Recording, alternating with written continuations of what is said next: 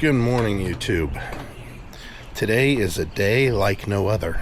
What have you been up to? I've been riding on a daydream. No, it's not the weather. I mean, it's always gloomy. It did rain. I did sneak out a mow out here. Can you believe that? I actually got the mow done.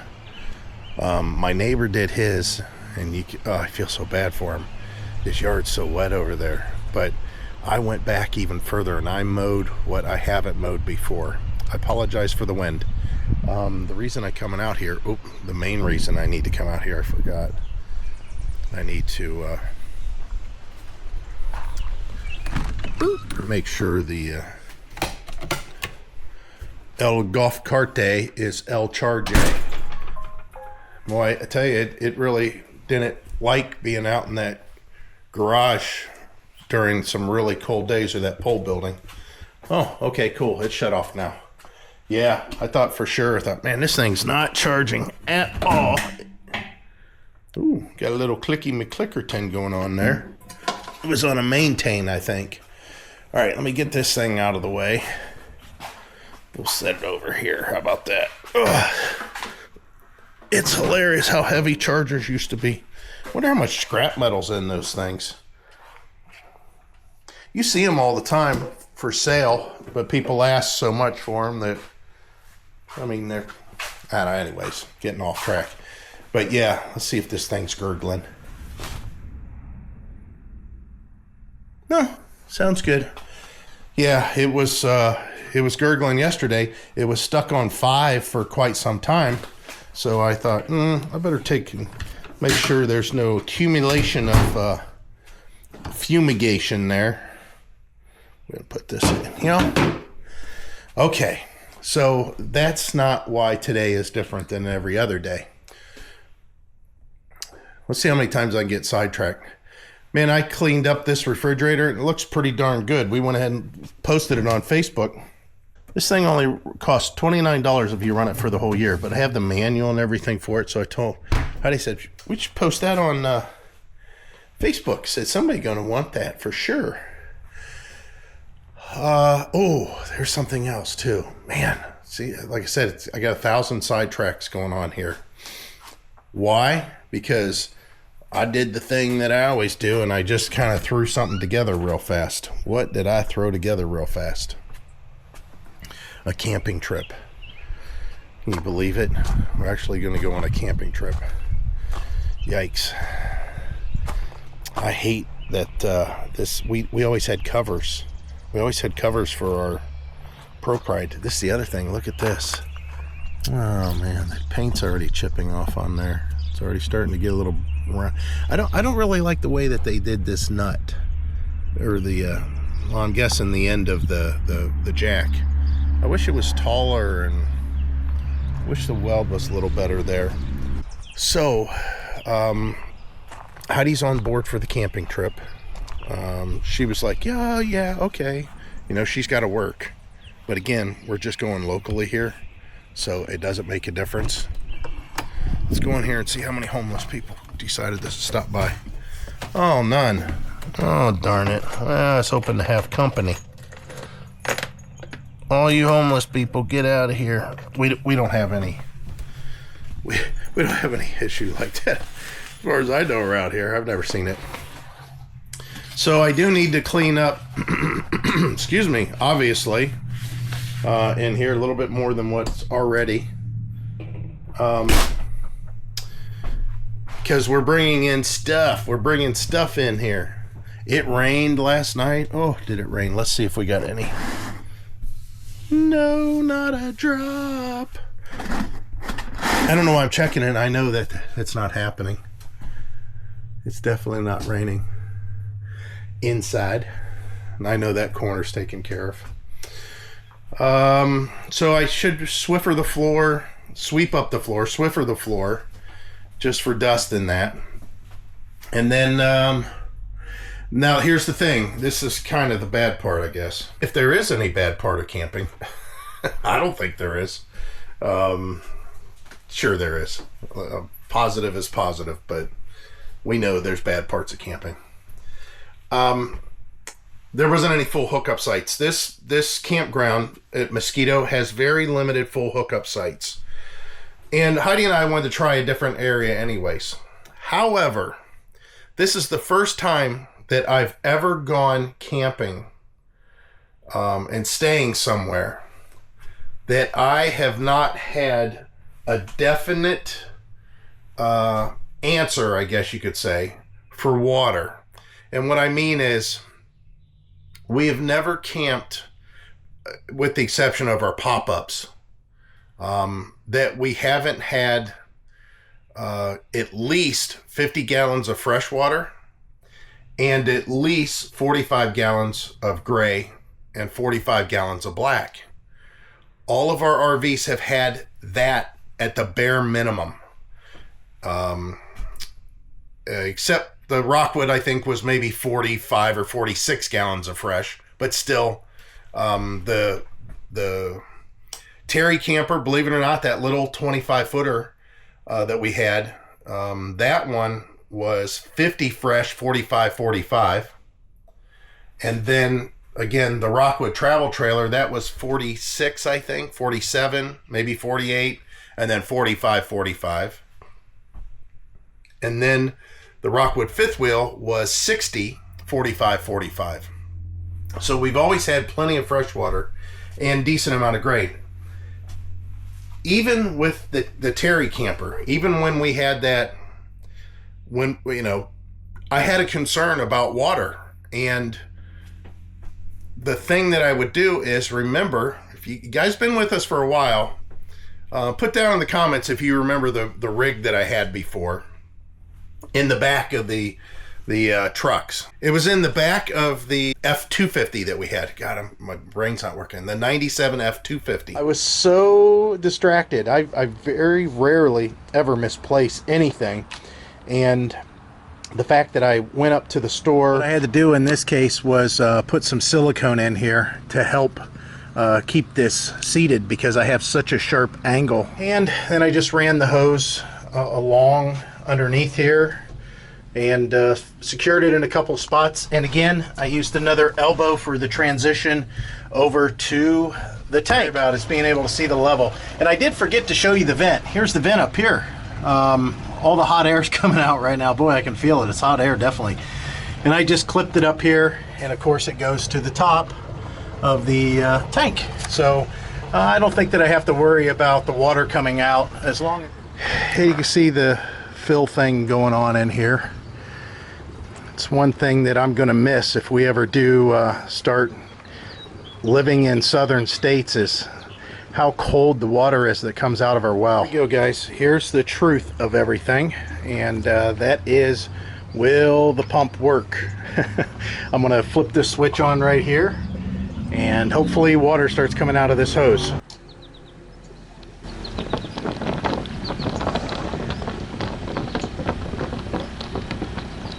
Okay, the pump's on. And there we go. I could hook that freshwater tank up directly to our fresh water supply, and I could run off of the water that was in the bed of the truck. Or I could just fill the freshwater tank on the RV when I ran out.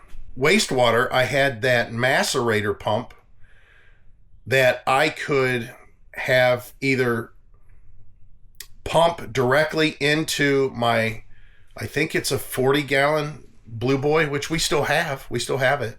I'll probably have to bring it. Or I could, just dump directly into that and then go dump it. So ultimately what we were trying to do, let me tell you what I was trying to accomplish there, was I thought at some point in time, if we ever stayed for an extended period of time out in the desert, they have places to dump your gray and black water, but it's not, anywhere in the desert. You would have to take it somewhere. Well, if a 40-gallon tank, Blue Boy, is full, well, I couldn't lift that on the back of the truck. Initially, I thought, I have a winch and I'm going to pull it up a ramp. And I did videos and all this. I really had this all planned out. And then, that all went to the wayside. We never did that. But we did have it to where we could leave our camper locked up in the desert. We could empty all of our wastewater into the Blue Boy in the truck. We could then take it to town, and then I could dump it wherever the dump station is. In the meantime, I have a freshwater tank that's in the bed of the truck that you could fill 42 gallons of fresh water in, and then bring all that back to the campsite, I guess you could call it, wherever the camper was parked. And I could pump the water out of the truck back into the RV and have an empty Blue Boy to use again. I thought it was going to work out that way. It didn't. We didn't use it. So I ended up, once we were on the road, I ended up selling the water tank and the water tank pump hole all together. Kind of sad, because now I wish I had it again. Of course, we're going to start with a full freshwater tank that's underneath the bed there. But again, it's only 32 gallons, I think. 30 some gallons. Let me see. I think it's on this tag up here. Yeah, our water tank holds 30 gallons. And of course, the water heater holds 6 gallons. But yeah, that's it. It's just 30 gallons. That's all. That kind of sucks, don't it? Like I said, that's part of giving the kind of suck is this whole water situation when you don't have full hookups. Now, the other thing that sucks about that is now I can't I can't test all the systems. I mean, I can test them off the pump, and I've already tested all the systems hooked up directly, to the water here at the house. It's just the idea that I don't have the ability to run the shower off of campground, try the dumps, see how long the water lasts for us, that kind of thing. Just playing around. Can you believe I got all that stuff downstairs? Our water softener, our water filters. The idea that I had all that stuff out, and then I come upstairs and we were sitting down, and I told her, I said, I almost screwed up. She said, why? What happened? I said, you seen me get all those filters and everything out? She goes, yeah. I said, we don't have full hookups. She just laughed. She goes, oh yeah, I guess we don't. The other thing that's really hard to do, I'll tell you, we're struggling with this right now. When I say that, you guys, in this day and age, everybody thinks it's some kind of a... Oh, my things are so bad, GoFundMe. No, we're struggling with something very simple and not really. Packing and getting our clothes and everything in, I forgot what that was like. It's been so long for just short stays. I'm grabbing stuff in the house and I'm like, wait a minute, I don't need to bring all this. Before we would have, we were living in it. It's really hard to get out of that thinking when you're, just going out camping. I'm thinking that Heidi will enjoy it, even though she's got to work some crazy shift that's out of the ordinary. This is the other thing I can't stand. Seals that don't flop. When you guys get to the campground, I shouldn't have done this. That let water in, I'm sure. When you get in the campground, when you put your slides out, make sure the seals are flipped. I had somebody the other day said, boy, you have a really nice yard. I'm like, really?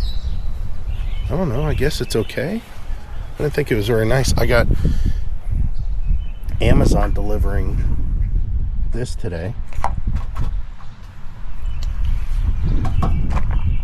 Yeah, I don't know if I'm going to be able to do what I want to do on the back here with a big bumper. Boy, I sure did like that big bumper. It was awful nice. But I don't know if I can do that. I might have to just do the things that Mountain Lock sells a lot of. The supports that support the bumper to allow it to hold more weight. Yeah, I might have to do that. And then put some of his generator trays on the back here. I think I would put them really up nice and close to the RV. Speaking of which, that's something else that's being delivered today. Is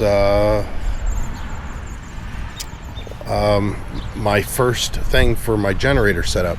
The guy that I bought Well, let me tell you this story. As we look at the clouds, ooh, and the wind.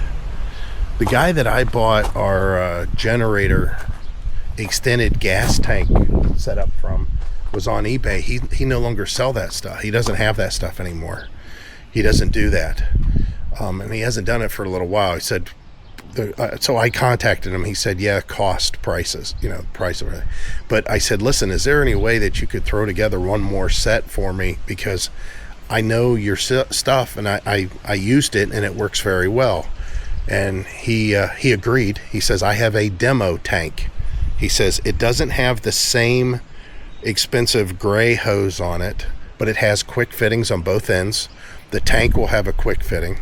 And of course, it'll be the Honda cap with the quick fitting for the Honda cap. He says, I do have that. And he says, I can sell that to you. I'm like, cool, that's all I need. So I'm having that delivered. It's actually coming today. I ordered something on eBay that's coming post office, this is going to be hilarious. Well, I shouldn't say it's hilarious, but just, you think they'd have to do some planning of some kind, or some replanning. So I ordered this stuff off eBay, just a little package, and it's coming post office. And it's coming from, I didn't know this, Ashtabula. Ashtabula is pretty much straight north of here, about 47 miles. Not far at all, right?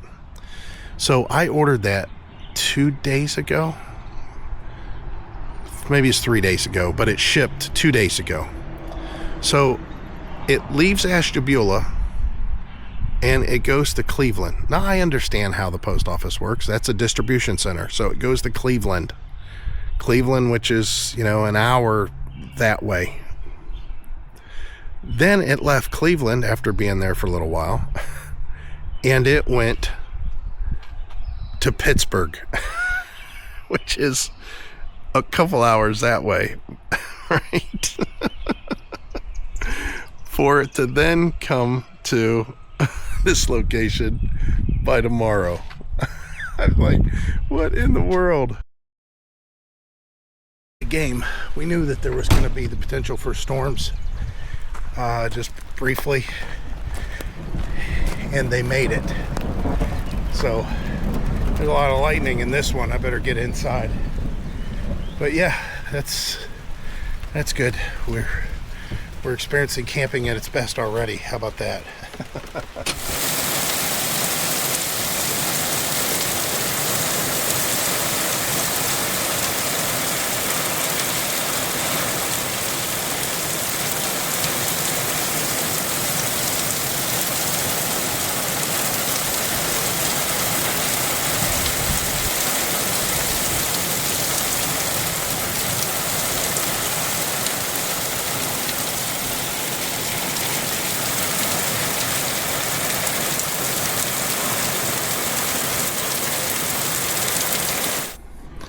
And now look at it.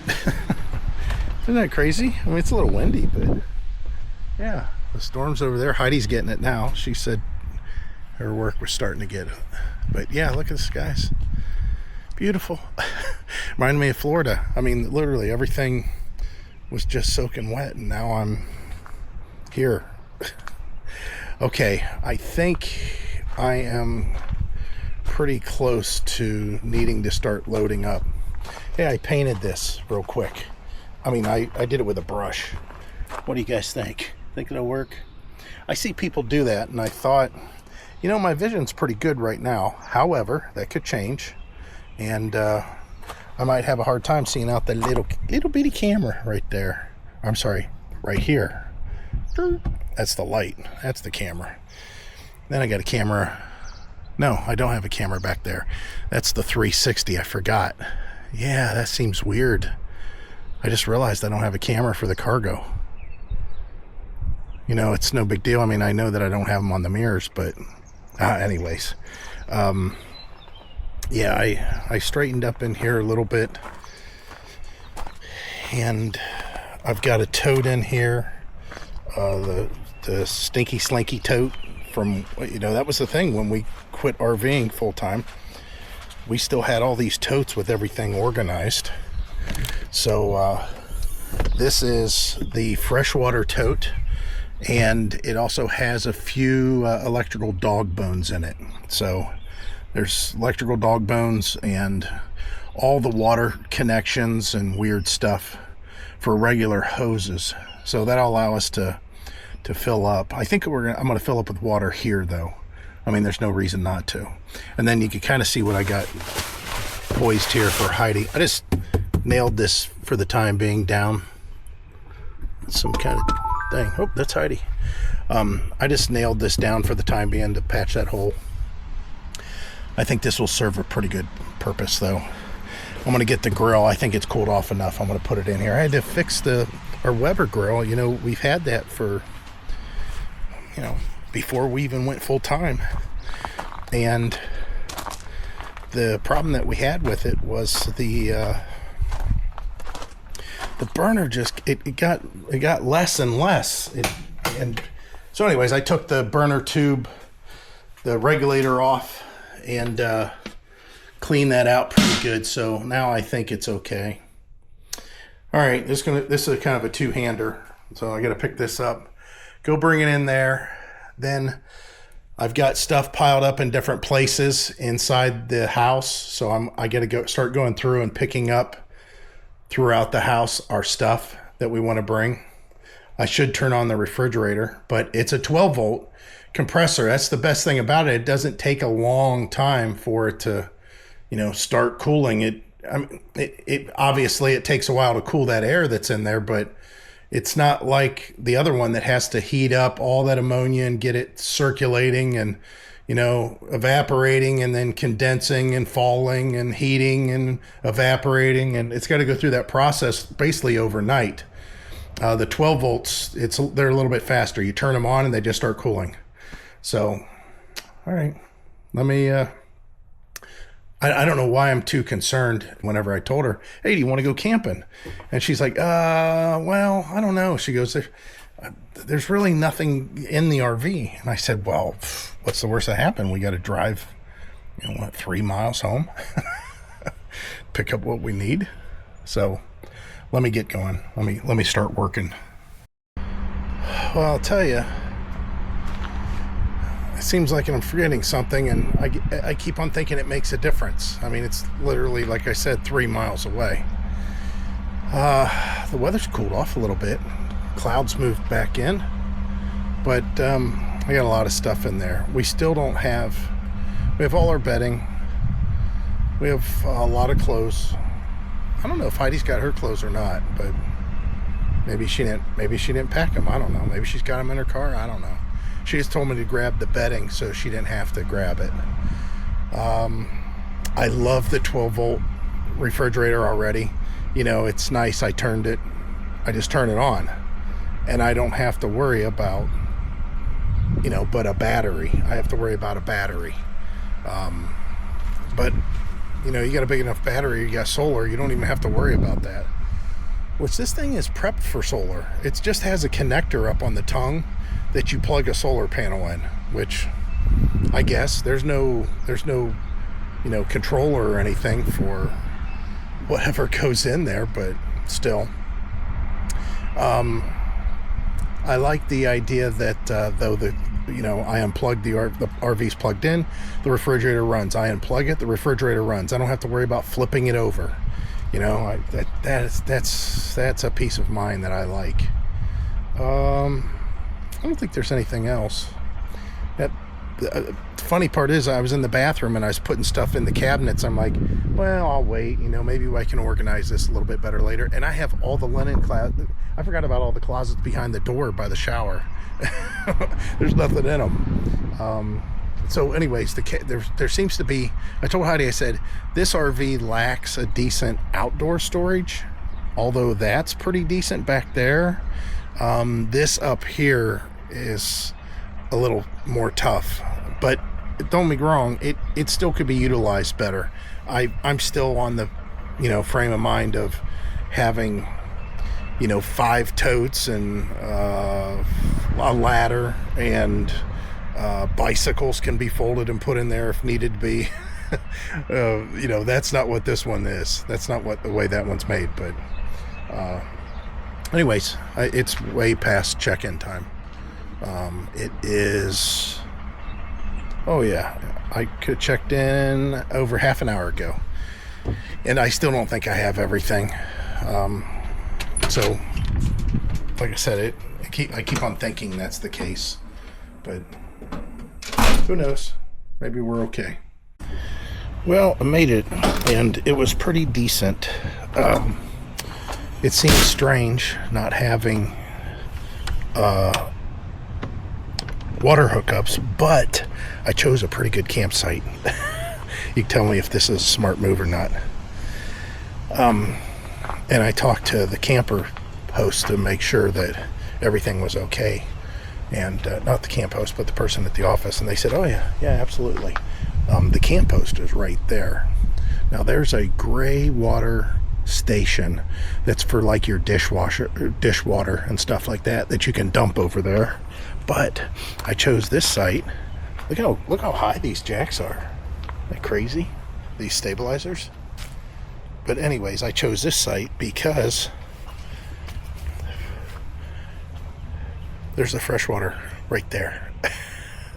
And I told Heidi, I said, hey, you need to bring a little bit longer hose than what we got, because I didn't plan on but doing just a fill up. Look at this. There's my freshwater. I counted it out. It was 6 paces, so about 3 foot, so 18 feet to get to the freshwater. And she says, yeah, you could fill up as much as you want, just don't stay connected. I'm like, oh, that's awesome. So we're probably going to get the Blue Boy also from the pole building. It's back at the pole building. I almost let this thing stay out and flipped in. There we go. Nice campsite. It's very quiet this time of year. Everybody hasn't gone full, the weather got cold, so everybody kind of got away from wanting to come out and, do a thing, stay. And man, right now it's barren. I mean, it is Monday, or I'm sorry, it's Wednesday. And like I said, that's the camper house there. But yeah, how nice is this, right? Heidi's got plenty of room to park. Again, I talked with them, and they said you're allowed to have 2 tires off the pavement.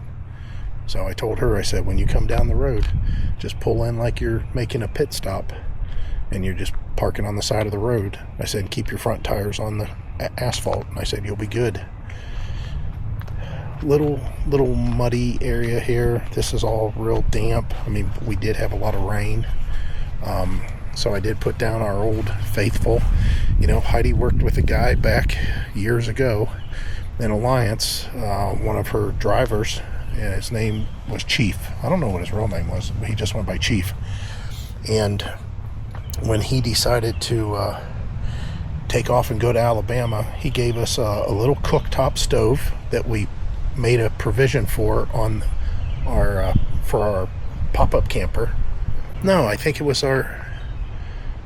for our Terry camper. Yeah, it was our Terry camper. When I redid it, I plumbed in a pipe hose for gas, and I put a track out here for the stove to come out and connect. Well, anyways, getting off topic like normal. Yeah, he gave us that, and then he gave us this carpet. I refurbished that stovetop. That's right, I forgot I did that with the Terry camper. I refurbished the stovetop, made it look new, and then fitted it for that RV in case we wanted to cook outside, which we did a few times. And then we've used this hundreds of times. Usually what we do, and I brought it, usually what we do is I have the big under awning mat that's in the outdoor kitchen. We'll call it outdoor kitchen. And then we throw this on top of it. And it always worked out really well. But Heidi said, just throw down that green one. One of the notes that they make on the campsite is that the power pedestal is here. I don't even have an extension cord. It reaches fine. So that's fine. Now the weather's all over the place. It's not going to be extremely warm today. We've already passed the warmth. It's not extremely cold. but we have pretty mild climate. I'm going to kick off my shoes. Let's give you the weather report, and then we'll talk about the camper or the campground. Right now, it's 55 degrees, and we're going to be at 54 for a high tomorrow, and it's going to go down to 43. Okay, Friday then, it's pretty much all sunny all day, partly sunny Friday. 66 is the high, 51's the low. Now here's where the thing is. We're going to be here Saturday and Sunday. We're leaving Monday. Saturday, chance of storms. Sunday, chance of storms. But it's going to be 80 and 81. So we're going from possibly needing the furnace to run to definitely running the air conditioner. So electricity, that's what we want to do. First we want to look at the electric. Now I'm running that active start, if you guys remember.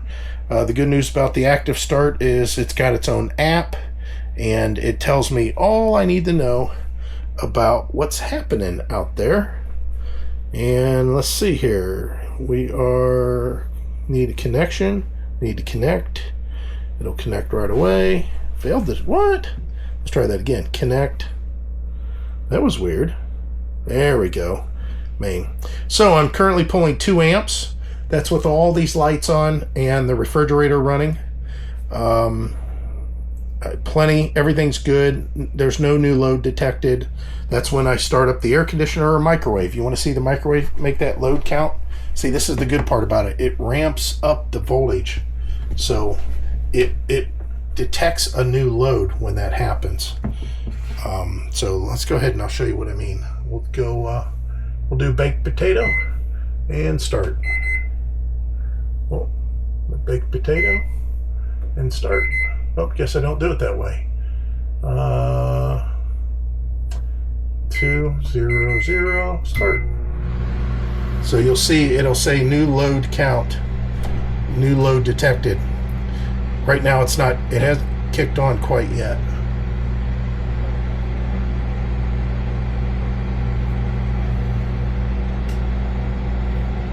Oh, it has 13 amps. I guess that's not a load. Huh. That's weird. Wonder why the microwave is making noise. The plate came off of its little thing. I forgot that stuff happens. Oh yeah, there we go. New load detected. So it found the microwave. Now if I turn on the air, it would do the same. So anyways, this is our voltage. Shows 120 volts available. Inside here we've got 117 upside down. The polarity check is correct. It matches that. Again, just imagine that completely upside down. I got to go turn on the electricity for the hot water tank, or the water heater. And let me see how everything transported back here. Fine. Turn on some lights back here. This will be nice. Like I said, we did do this whole thing to kind of iron out all the bugs. Speaking of bugs, it's buggy here. Reason they call it Mosquito Creek Lake. Now, you're looking at what I'm looking at. The king of the hour, right? This is the best of the best for me, for you, for anybody that needs to do this kind of stuff. I love it. It's one of those things that I don't know how we got away with doing it any other way. So T-Mobile, boom, we'll hit it, we'll kick it. Now this is also, the TVs are connected to this currently. They might be doing updates or whatever, but you can see here, not bad, right? That's not bad at all.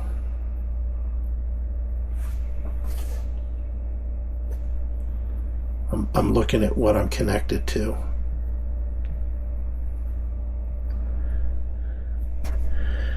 Yeah, and 15 up. That's really good. We're definitely good with that. I like that. It just works. So I talk about it all the time. EasyCom. Look into it. Give them a call. Tell them Mike and Heidi sent you. It's the best system out there. I mean, I've got AT&T, Verizon, T-Mobile, and US Cellular. This thing will pick the best carrier. I don't even have it elevated the way that I should. I should put it up on a box or something so it's up in the window more, and it'd be even better yet, but we're fine. We're good with that. Okay, so that's the internet. We've got a mess in here. There you go. That's our mess. And Heidi is coming. She went ahead and decided to stop on the way to find something to eat, and I said, just bring whatever. I've been monitoring the way that I eat, so I've been able to fluctuate what I eat a little bit. I've been staying away from junk food a lot, but we'll pick up snacks occasionally. But yeah, I'm on a pretty good pace right now of a different lifestyle change, and so far it's been working for me. I think I was as high as 300 when we lived in the house in the city. I was 300 pounds. But I was hovering around 290 when all my stomach issues started. I wasn't real comfortable. Still not comfortable, but I'm down to 263. So I'm getting there. We'll get there eventually. All right, we'll pick this up later. We got a whole week of stuff. How about that? Maybe I can edit some video. I did bring my laptop, and I might be able to put out a video here. That'd be different.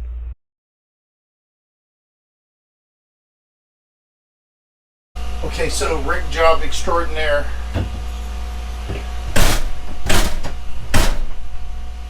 Whew. It's getting chilly outside. And I've got crap all over my hands.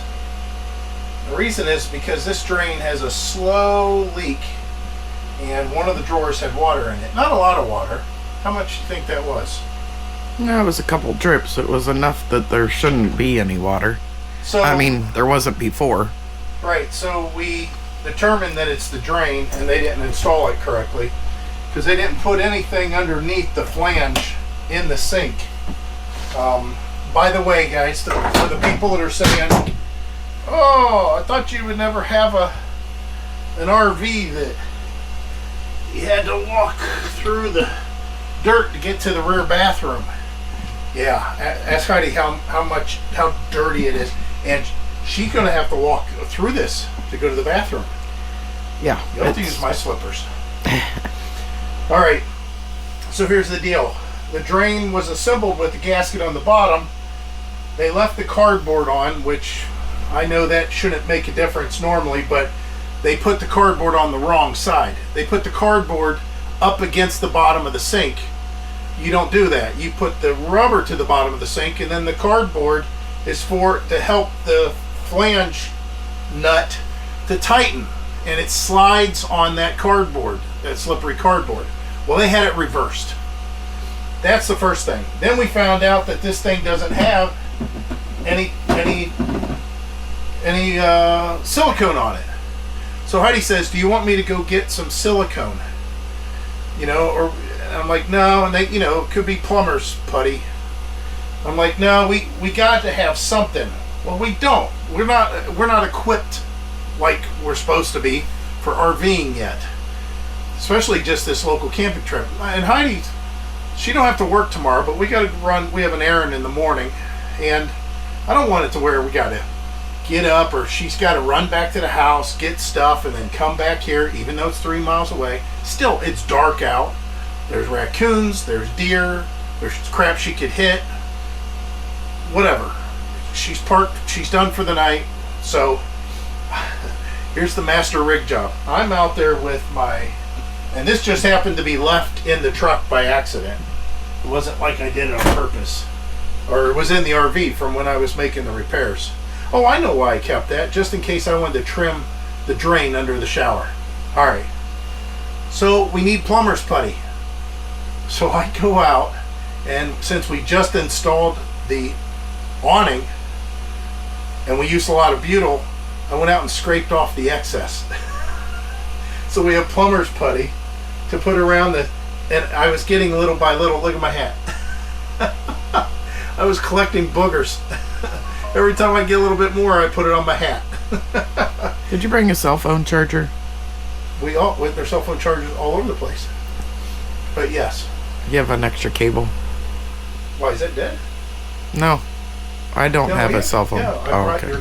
I actually brought your phone charger. Oh, okay. But yeah, I mean, I wanted to do the other. So, anyways, hopefully I got enough here that I can make a nice little snake to go around this thing and push it down in the drain. Don't look like enough. I don't know. I'm gonna make it awful thin. We'll make it nice little thing. But anyway, we look like hoopies. It's dark out there. I got a flashlight. I'm standing on a little tiny stool that was left in the camper here. One of these things. It's wet out there. It's raining. I swear that was like snow because it's kind of chilly out there. But yeah, I'm like, see if I can get a little bit more, and I just kept on going and kept on going. So we'll see if this is enough. If not, I might have to go back out there and harvest some more. This is Obviously, whenever we get all set up in here, we'll have a little bit of that stuff. We won't carry it all with us, but yeah, we don't even have an RV repair tote or anything. It's all at home. Okay, I gotta go out and get some more. Okay. Let me go harvest some more, and then we'll be done. Oh.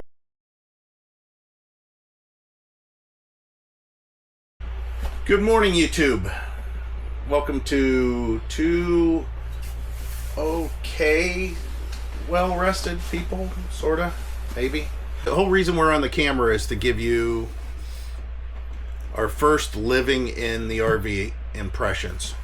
Staying in the Staying in RV. Yeah, I mean, we've spent a little bit of time. Of course, at the end of the week, this may change, but some of it, you know, shock. Some of it's like, oh, that's okay, whatever. Well, and we're not in a full hookup site, so yeah, that's weird. Makes a big difference because we would never search out electric only. We hardly, very rarely we'd do actually electric pass only. it up. Yeah, yeah, I would not normally. Unless it was for just one night or something, and This is extended. yeah, This is the longest yeah, that we've stayed in electric only. yeah. That's not true. We did East Harbor and the Terry camper. Remember that was. I don't remember. Yeah, because we took the blue totes and we had the Aussie siphon. Oh, we siphoning water in. We had to pull the thing over to the. So, other than that, we hardly ever. We're spoiled. Yeah, we are spoiled. So the heater. Let's start with that because it's a cold morning. It was cold last night. It's 40. It's 42, I think, and rainy. So the furnace is hard to regulate. Hot, cold. Hot and cold. It must be a large variance with that factory Dometic thing that's on there, but no, so far we can deal with it. Hopefully the air conditioner don't run the same way, which we'll find out in just a couple days because it'll be 80 some. Although the tree cover here would be pretty good. Yeah. The mattress that came with the RV, No, Heidi don't like it at all. I don't think it came, but I think they put that in there. Well, somebody put it in. Yeah. Well, what I'm saying is the mattress that came to us Oh my goodness. in the it RV. is awful. It's a memory foam that is Firm. firm. Now, because I'm heavier, I think maybe that it's not too bad for me. I slept okay except for my shoulders. When I sleep sideways, I mean, I'm a guy, so my shoulders are pretty wide, so it's kind of hard to find a place for them. It just doesn't work. I can't really, fetal position or something like that. The bed size was okay, believe it or not. Yeah, it was. It's it a wasn't queen, bad. Yeah. which we haven't done a queen in a long time. Yeah, we've had a king size bed for quite some time. There may be exceptions to this. I have no idea what they are, but it is a hard, fast rule that we always looked at RVs that made it to where in the middle of the night you did not walk through the traffic dirt that comes in from outside to go to the bathroom. This camper, I have never had so much dirt in the bedroom, in the little entranceway, all the way into the bathroom even. I mean, this floor needs swept Constant. twice a day. It's got to be Especially if twice you're a going day. in and out. And the thing is I know you guys are saying, well, how dirty can it be? Listen, I mean, we're looking back on all the places that we traveled to, and can you imagine this at the beach? Oh, the sand would be everywhere. So, I guess that Rockwood that we had, the 2604, with the 2 doors, and us using the back door exclusively, except for very rare occasions, maybe 2, that I can remember that we used the Bathroom door, or the bedroom door to get in. Yeah. We always use that back door. And when you first walk in the door, just like here, there's a little area, very little area, but on the Rockwood is a little bit bigger, so we could kick our shoes off to the side. And we knew that that area you did not go back to unless you were putting on your shoes and going outside. And we knew that we'd have to sweep that little area a couple times a day, once a day for sure, but it was just a little area. For here, it's just not that big of an area, and it is always dirt and whatever right by the door. So when we walk through, you can't walk through here without traipsing dirt. Right. It's just, there's always dirt, always leaves, whatever.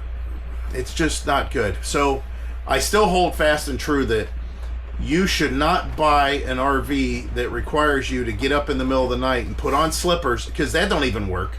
Walk through, go to the bathroom, and then walk back, because now your slippers, the bottom of your slippers have stuff on them, so you traipse it to the bathroom. We had a bath mat in there, a soft, absorbent floor mat that's in the bathroom, which we love the big bathroom, but then my dirt off my slippers was now on that bath mat, which is the first thing you step out of whenever you get out of the shower. So that's got to be cleaned all the time. It doesn't work. I regret that part.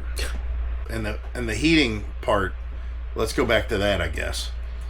Just like I thought whenever I found out that there's no floor duct in this RV, man, it is, you got zones in here. We kept these doors closed in the bedroom just last night when we first started heating up the RV. And when it was time for Heidi to go in there, because we like to sleep with a little bit cooler in the bedroom. Yeah. We always like it cooler in the bedroom. We didn't like it that cold. Heidi opened the door. I was sitting on the dinette all the way down there on the computer, and I felt the cold air come out of the room. And she goes, "It's just like being outside in here." And I'm like, oh, that's not good. So we left the doors open. Heat does get in there. The bathroom, heat does get in there, but the bedroom and the bathroom's cooler than the rest of the RV. Which you definitely have to have the doors open.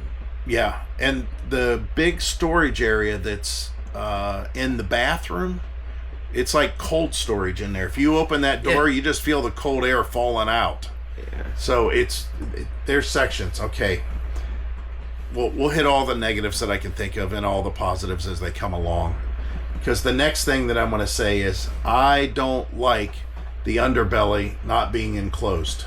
Mm-hmm. It is insulated to some degree, but there is so much stuff that's exposed. Heidi says, I don't understand it. I was just running the hot water. How can the hot water pipes already be cold in the bathroom again within just minutes? And it's because all the plumbing is outside. It's essentially outside the RV. And you can feel it in the floor also. And it's not even cold out. I mean, like I said, it got down to 40. That sucks. We're not used to that. We're used to having the underside sealed and it being heated to some extent. Just through normal leakage of holes in floors and stuff like that.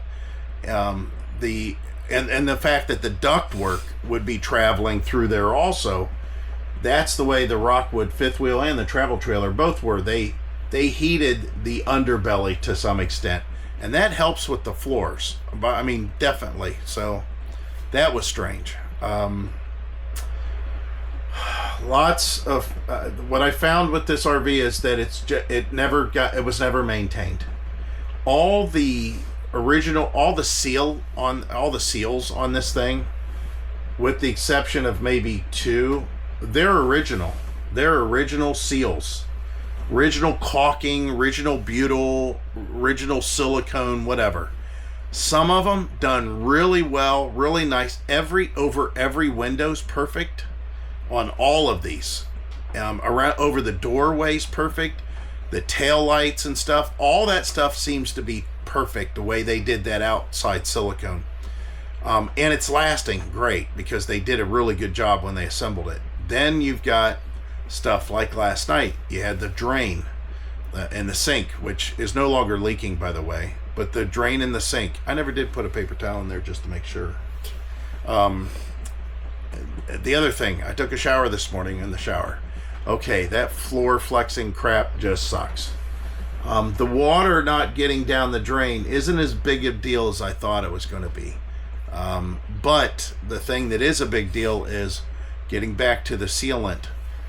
The silicone needs redone all around the shower because the water goes underneath and gets out. And it's not coming from underneath. Nothing's leaking from underneath. There's no crack or nothing like that in the pan. It's the water that hits the doors or whatever. It makes its way out onto the floor. And it's a lot of water. I'd have to say it was more. It was 24 ounces. It was like if I dumped the whole 24 ounce cup of water. So I got to redo that. And I will sure up the floor so it's not flexing so much. But it's not bad in there. But still, we need a new shower head. We're not buying an Oxygenics for this. I'm just getting a cheap regular shower head like what's in there. That one's all plugged up. It's got spray is 6 bars going this way and 6 little spray streams going this way, and it's not very good. So we'll have to do that. Plus the hose is not flexible at all anymore. It's starting to harden up. Let's see, what else? I misplaced the Roku remote for the TV in the bedroom. I have no idea where it is. I think I might have accidentally grabbed it or had it in my pocket or something and brought it in the house and thought it was for the Roku on the projector down in the basement. I don't know. I think we have an extra Roku remote as it is somewhere, and I can reprogram it. But yeah, I didn't get to watch TV in the bedroom last night. That was sad. But I did watch TV out here, and the TV's nice. Yeah. Let's talk about the positive. The TV's really nice out here. It's good. I can deal with it. I'll have to go to another positive. 12-volt compressor refrigerators are the best. It's so much bigger, and it's so much more efficient because there's no vents or anything on the backside. It works, and we got a lot of storage in there. There's lots of storage. Heidi's still a little sleepy. Yeah. I'm usually, if I'm... Heidi thinks she's the president in the press conference or something. I'm used to moving around. Yeah. Yeah, we have an appointment this morning. I don't know what time it is even. It's later. We got time.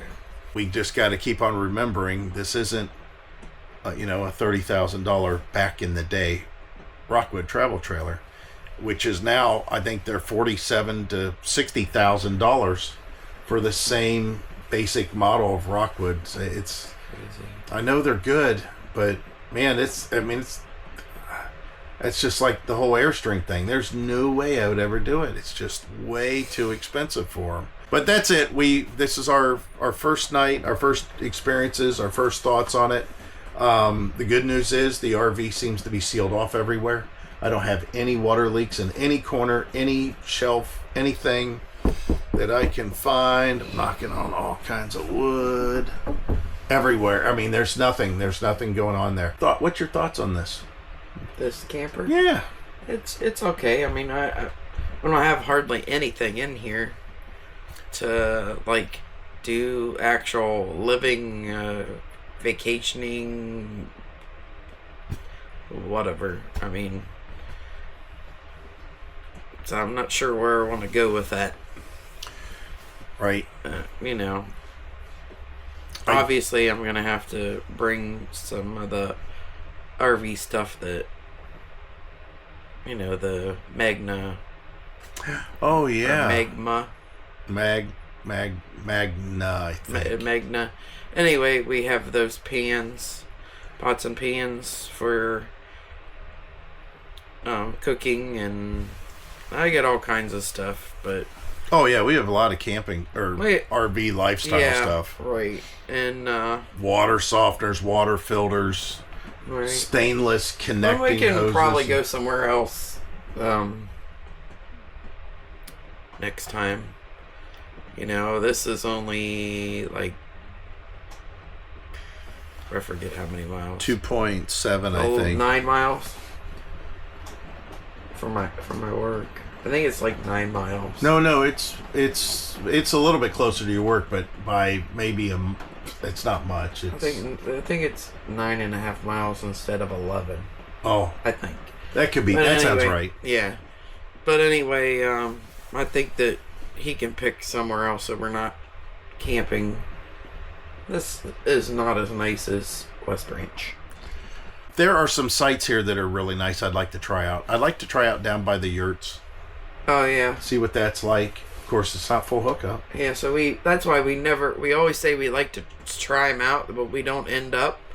You know, like at West Branch, I like to go down by the pool and have that lakefront. You know. Yeah. But it's not full hookup. Yeah, That's why we never did it. I think that if we're continuing to camp like we are, I think I can dork around and figure out the same thing I did before with a water tank, a water pump, and then we have a Blue Boy. We just need the macerator, and we're pretty much, that's it. I mean, that's really all we need. We can use the macerator to pump into the Blue Boy on the tailgate of the truck. Then we can drive to the thing. We don't have to drag the tote with us. Yeah. And the water, the same thing. The water is, you know, it worked. That whole system worked. So yeah.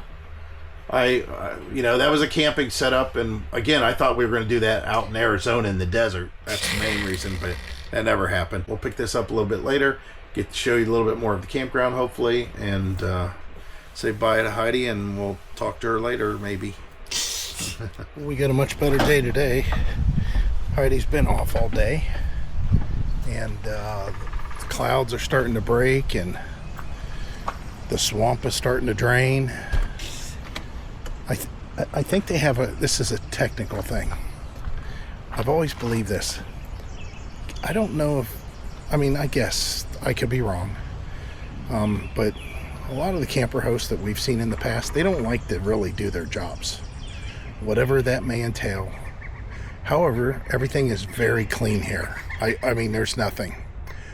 But I think one of the rules is you're not allowed to move the fire rings.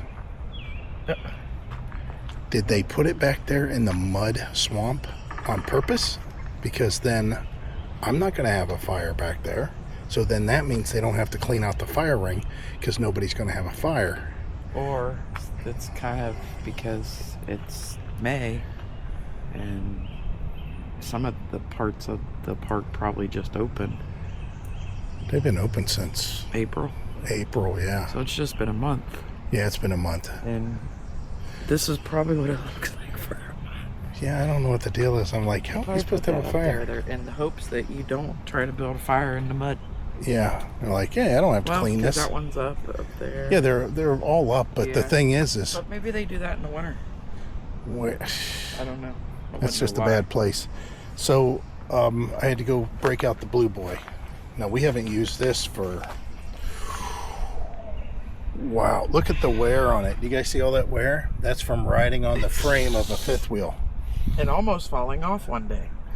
No, not really, but yeah, I mean, it was hanging down. If we would have continued, it would have. No, I don't know.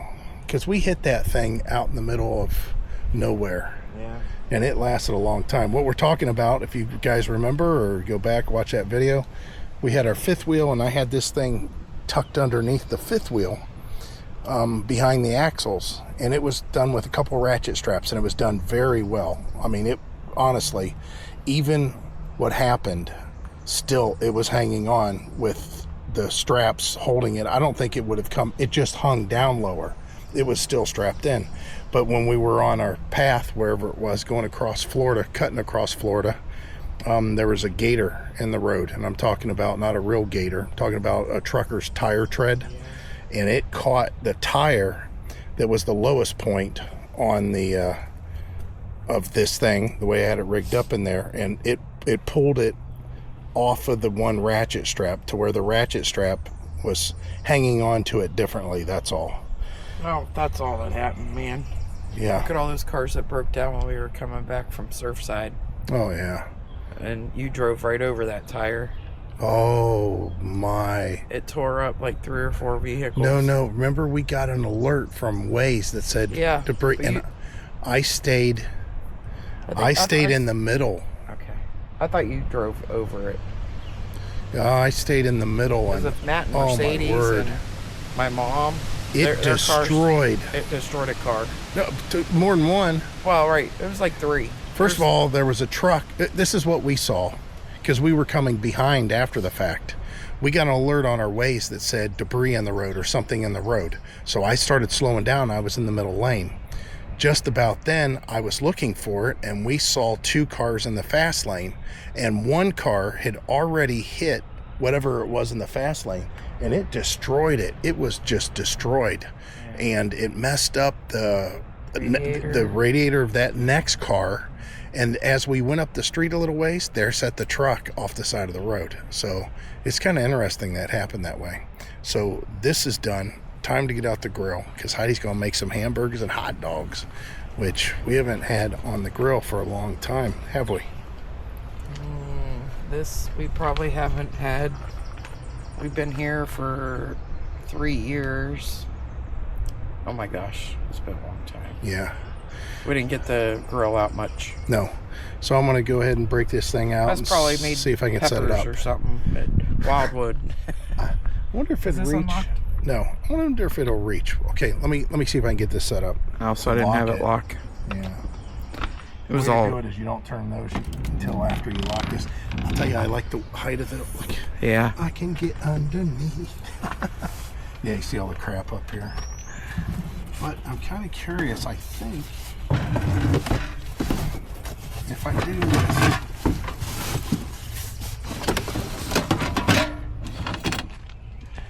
this. I might be able to do it.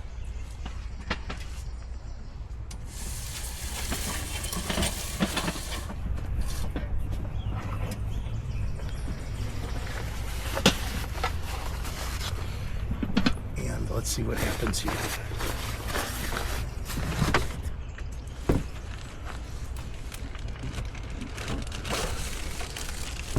You're gonna leave it in there? Voila.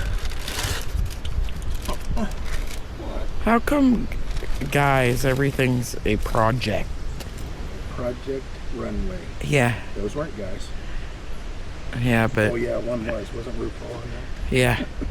But anyway, everything you guys do is got to be a project. You can't just like Level of hook convenience. the propane Who's tank up lifting and out turn the it up. propane tank out? Well, I usually did. Yeah, but you're not now. So that's why I'm doing it. Let's hope the RV doesn't blow up because of the Oh my. tank. Wanna blow. Wanna blow. Do you want me to move the picnic table closer? No? Okay. Let's see if this works out. That's the way I hope it does.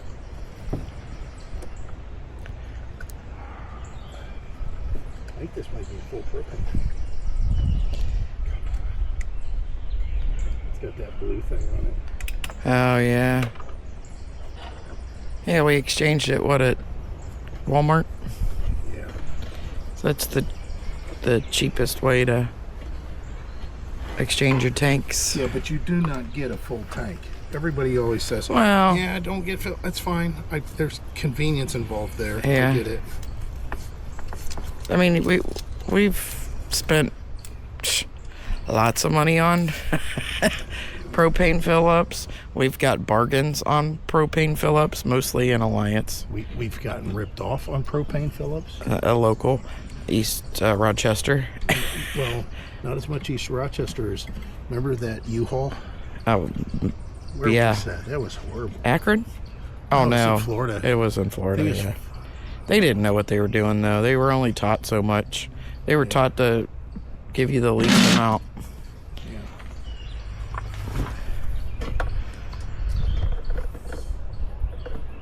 It's gonna blow. Don't say that. The only thing you have to watch is the smoke going in that way. Oh, the other thing you gotta do. What? It's crooked. Your dogs will be running off. Oh, just set it here. Is it crooked here? Yeah, it's leaning that way. Ah. I'll get this thing level. I just figured I'd level the grill. Of course, the famous piece of wood is behind the RV sofa again. Just get that tablecloth. Heat, tablecloth. I don't know. You think that's a good idea? I don't care. It's not my tablecloth. Yeah, but you think it's a good idea? I got an idea. Let's get this going. There's a stick right here. Oh. There's lots of sticks that fell.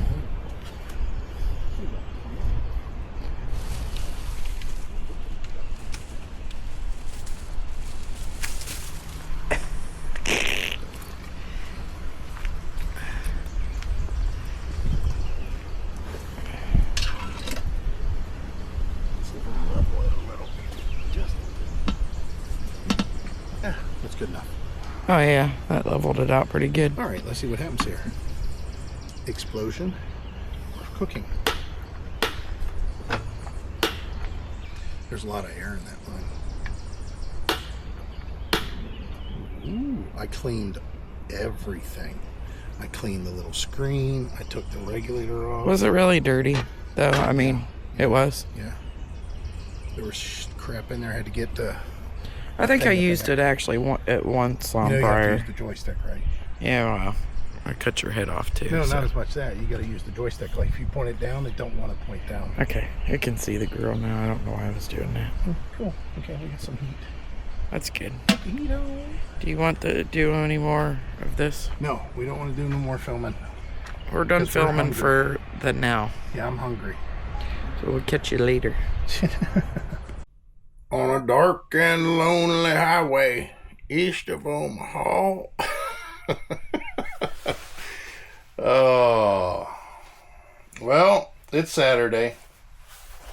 Heidi had to, I'm sorry, it's Friday. Heidi had to go close her store today, so she's going to be gone until 9, I don't know, 30-ish tonight, maybe a little later. Yeah, that kind of sucks. So I've got to keep myself busy, although that's not difficult to do, because I have a lot of reviews. The problem is I have the files that I need to edit on my PC back at home. Well, yesterday when we went back home, let me turn on some lights so you guys aren't just staring at the dark. Yesterday when we think we get enough flashlights. Flashlight. I got one in the bedroom. Flashlight. I have to make sure I got enough flashlights. This is trash. I gotta throw this away before it gets lost somewhere. Okay. So, anyways, I'm glad that happened because I gotta put those in my pocket too. Okay. Let's I always make these little like, oh, I'm gonna make it quick. I'm just gonna do a quick thing and get on with it. Well, it doesn't work that way. So let me see how fast I can do the long thing. How about that? So yesterday when we went to the house, I decided that I was going to get a mouse for my laptop and probably grab the keyboard also from my PC because I needed to edit videos and I used the mouse a lot. Not so much the keyboard. I could use the keyboard on the laptop. That'll work fine. But I didn't want to use a mouse pad. I used the mouse. Roller, more precise, whatever. I got to drop bars, dropping bars, boom, boom, boom. I talked about that before. I have to put in breaks, and it's sometimes hard to dial it in with a pad. So, anyways, that's what I was doing. Excuse my allergies. They're livid. Excuse me. So, before I left the house, whenever I came out here initially, I brought the keyboard and I brought the laptop. The problem that I have is then yesterday when I got back to the house, I'm like, oh yeah, that's right. I got to get the files to download. So when I got back to the house, I turned on my computer and I sat down at my desk and I'm like, Oh yeah, I don't have a mouse or a keyboard. I mean, I don't have any mouse or keyboard in the house that I could just temporarily connect to even, put them on a hard drive. And it's like, oh, this is ridiculous. So I told Heidi, she thought it was funny. So today I need to take the mouse and the keyboard. I have a mouse in my pocket. Go figure that out. Everybody says, what are you talking about? You and who else? The mouse in your pocket?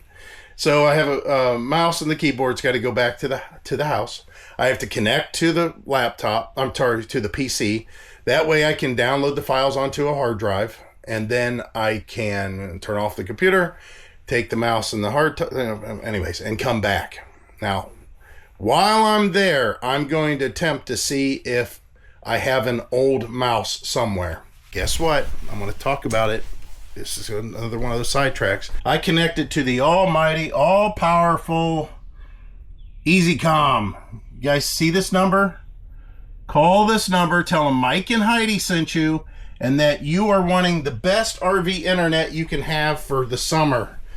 I mean, this is awesome. You guys, I don't think that you realize how nice it is to not worry about your stupid cell phone trying to get the data that you need. This has AT&T, Verizon, T-Mobile, and US Cellular all built in. And no matter where you go in the country, whichever one's the strongest, that's what it's going to connect to. Now, you can call them directly or chat with them, whatever. Their helpline's always available. There's always people manning it.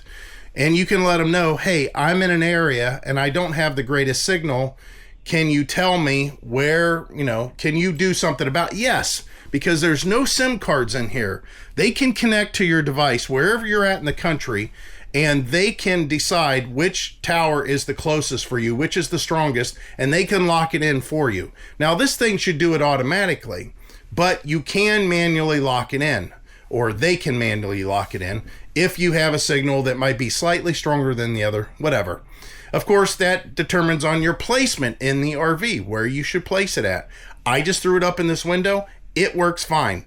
Now, I could go around the RV and try different places, but this is working fine. I don't have to worry about it. Nonetheless, I want to get back to what I was saying, and that is these guys are great. We've had them now for years.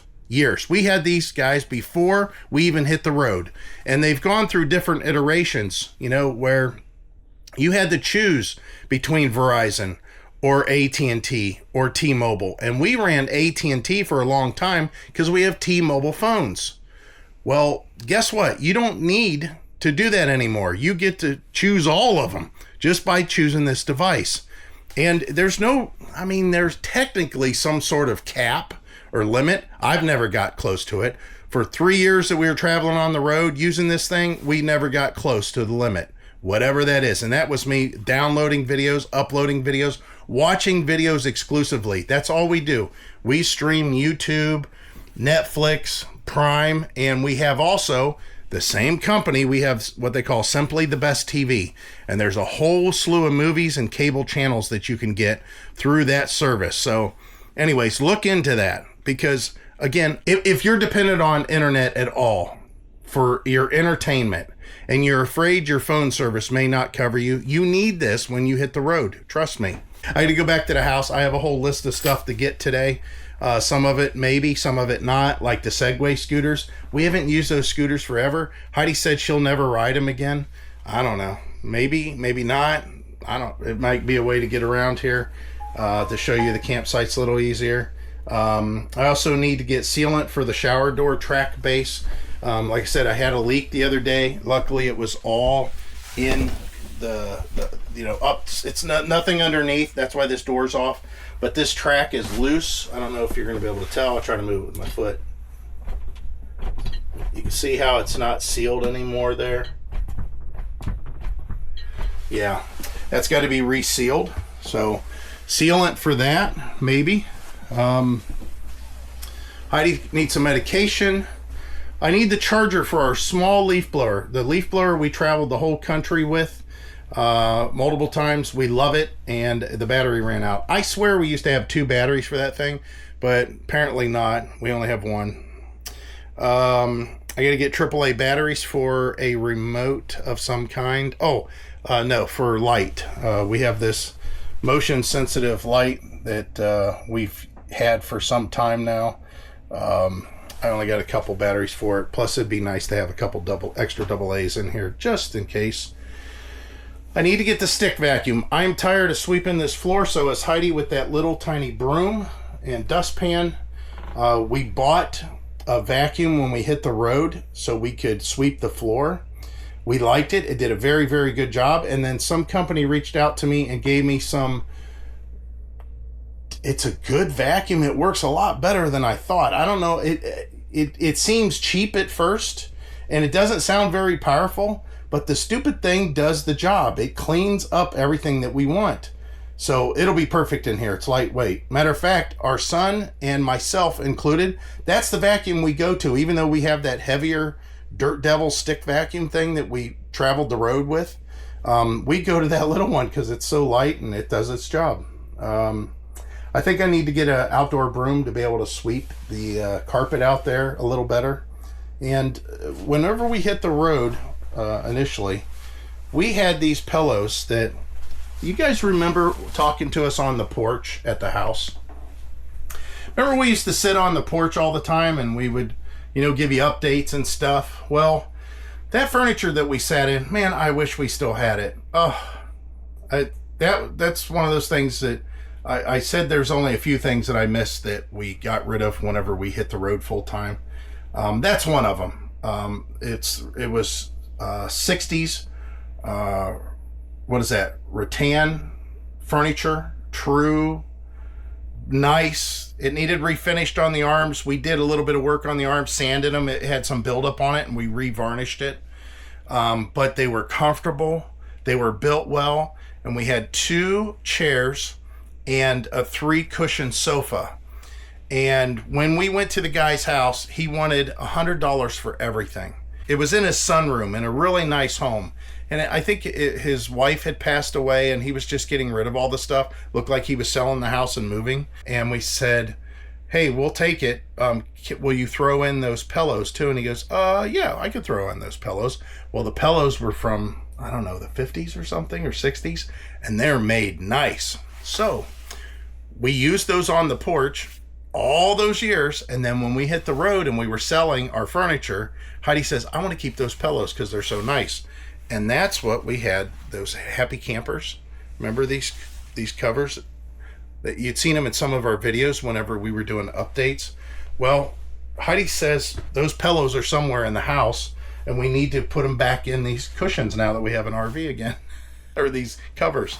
So I got to find those also. I have really no clue where those are, so that might be a crapshoot. But all right, that's enough talking. Let me get going and getting all this stuff done, and we'll pick this up later. Well, after almost 2 hours plus, I finally got back.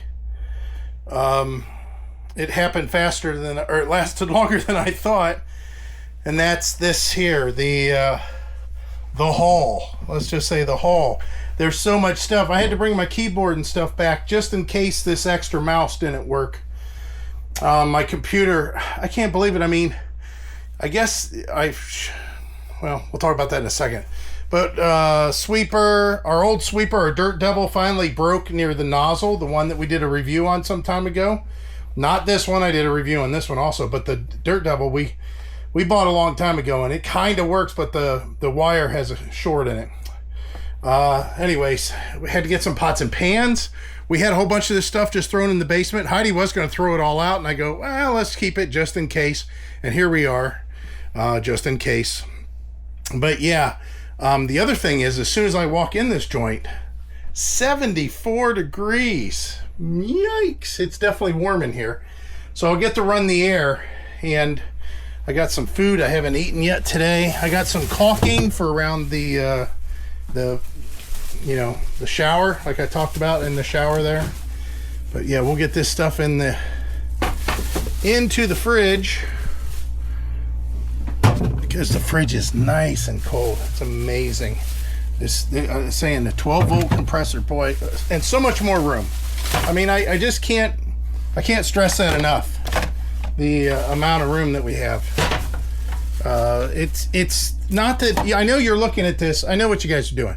Same thing that I did initially was I look at it, I'm like, well, it looks about the same size as, as a regular one. Well, maybe a little taller, a little wider, but it's not that. It's, there's no coils. There's no heating stuff off the back. Well, there's coils, but it's not the same. It's not those big tubes with the burner exhaust and all that stuff. So you could go, it's deeper. It's definitely deeper. So that's nice. I'm going to step this up just a bit. Put it on 6. And yeah, I have to start unpacking all this stuff and getting my laptop out and looking at it. But more importantly than anything right now, I want to turn the water back on. Got to kind of tap that. Heidi says there's a leak because every time we turn on the water, the pump runs. Or if we don't run for a long time, the pump goes. Brrr. She's probably right. I don't know where it is. I'll have to look one day when it's not raining. So we're going to turn this on. We're going to turn it on cool. Auto, no. We'll put on cool. Yep, there's cool. And we'll set it at 69. We'll let this thing just run its course. We'll see how long it takes to get it cool in this thing. It's 2:14 right now. And all the vents are open. Oh yeah, you can't close these round vents. That's right. Well, I'm just sitting here minding my business, trying to edit on this laptop. It's been so long and files go to different places and stuff. But I forgot how much I hate weekend warriors. The kids that are riding around on their scooters, full blast, no helmets, no gloves, no knee pads, no elbow pads, no parents in sight, and whatever that kick scooter can do, that's the speed they're doing it. So they're going down 10-mile-per-hour roads at full speed. 20 miles an hour is what I'm guessing, or 19 miles an hour. Not obeying traffic, whatever. Then you got the guys that are coming in at full blast speed, like it's 10 miles an hour. Do you know how slow you have to go to do 10? Look at this guy. He's doing 25 miles an hour. Everybody, it's like a race. I've never seen so many people just come blowing down roads. When you got those kids riding around. Anyways, I just forgot. Not only that, but barking dogs. I forgot all about it. I forgot how much I hate camping. No, actually, I forgot how much I hate people who don't honor other people around them, or at least be respectful. And to speed, it's just ridiculous. They've got 10 miles per hour posted everywhere. I have to leave my truck in second gear to stay at 9 to 11 miles an hour. And these guys just don't care. It's like, you know what? Whatever. They just want to travel whatever they want to. Now, the good news is the park rangers are much more active than they used to be. And when I left earlier to go back to the house to get my computer set up and everything, park ranger was running radar in the park. So that's awesome. Unfortunately, he hasn't done it here, or he's not doing it here. But, and this is crazy. I can't believe that you would go through someplace at the speed that, why? What's the rush? Really, seriously, what's the rush? You get there when you get there. You get hooked up when you get hooked up. You get to sit down and enjoy the TV, or you're eating, or go to the bathroom, or whatever. Whenever. That's just the way it is. But weekend warriors, they got, I just clocked out from work and I'm hauling butt to the campground and whatever. I'm ranting. I knew this was going to happen, but yeah, maybe I can figure out a different way to camp that we don't have to deal with that. Well, we're going to go on a little bit of walk here, and I sped it up so you guys can just kind of kick back. It does wiggle back and forth, a little side to side action, but you should be able to enjoy seeing what the park looks like. We go through a few loops down by the water and then come back up so you can get an idea of what some of these sites look like.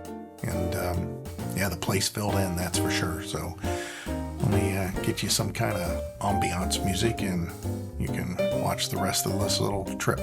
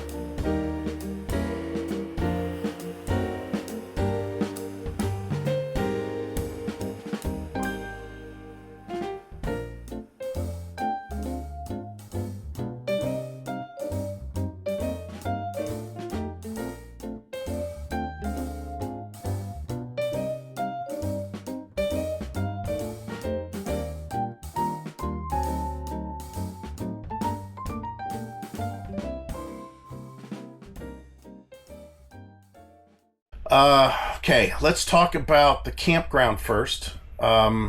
Mosquito Creek Lake, I think that's what they call this, Mosquito Creek Lake State Park, which is a weird name, but they just refer to, everybody just refers to it as Mosquito.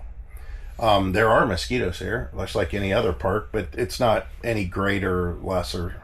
The water's nice. They got a boating event, sound like a NASCAR event when they released the boats for the fishing event out here, because it's unlimited horsepower boats out here. There is a wake zone, but anyways, so that was going on. But the park is nice. It's definitely a campground, just in the traditional sense. You're not going to get groomed, pristine sites.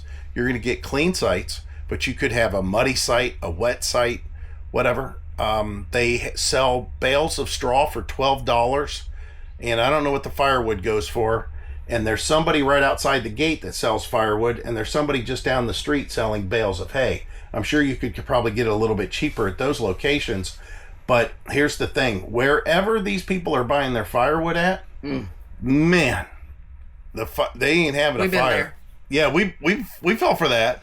Takes you 6 good pieces of wood to burn one crappy piece of wood. Once you get the fire started, you can't let it go. Yeah, you got to have that heat and those embers going to get the next log to burn. Yeah, we did that. We had to. Then we just had to keep on feeding the fire, regardless if we were going to do anything or not. It was funny. So watch where you're buying your firewood, because I don't know if it's across the street or if it's up the street a little further. There's a lot of places that sell firewood around campgrounds, obviously. And we see firewood here is probably okay because it's kept in a building. Yeah, I would imagine, and it's usually just slab wood. They have a lot of events here. The electric's good. The water pressure's good. We haven't had any problem with the electric. The water pressure, though, we've experienced that at the other campsites, and we never had any problems there. So I'm assuming everything's, there's only a bunch. There's a bunch of full hookups, but they're only in that first loop. like on that one road mainly, and that's it. Well, and then a little bit on the secondary road. Okay, now we're going to give you a perspective that you may not have because you never full-timed. We, did that full-time thing for 3 years, which was great. And there's a lot of great things, a lot of bad things. They're not bad, just it wears on you.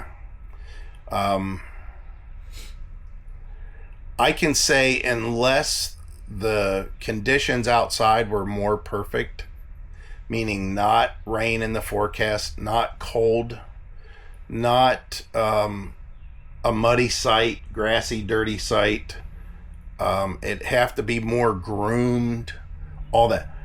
Other than that, we are still not necessarily campers.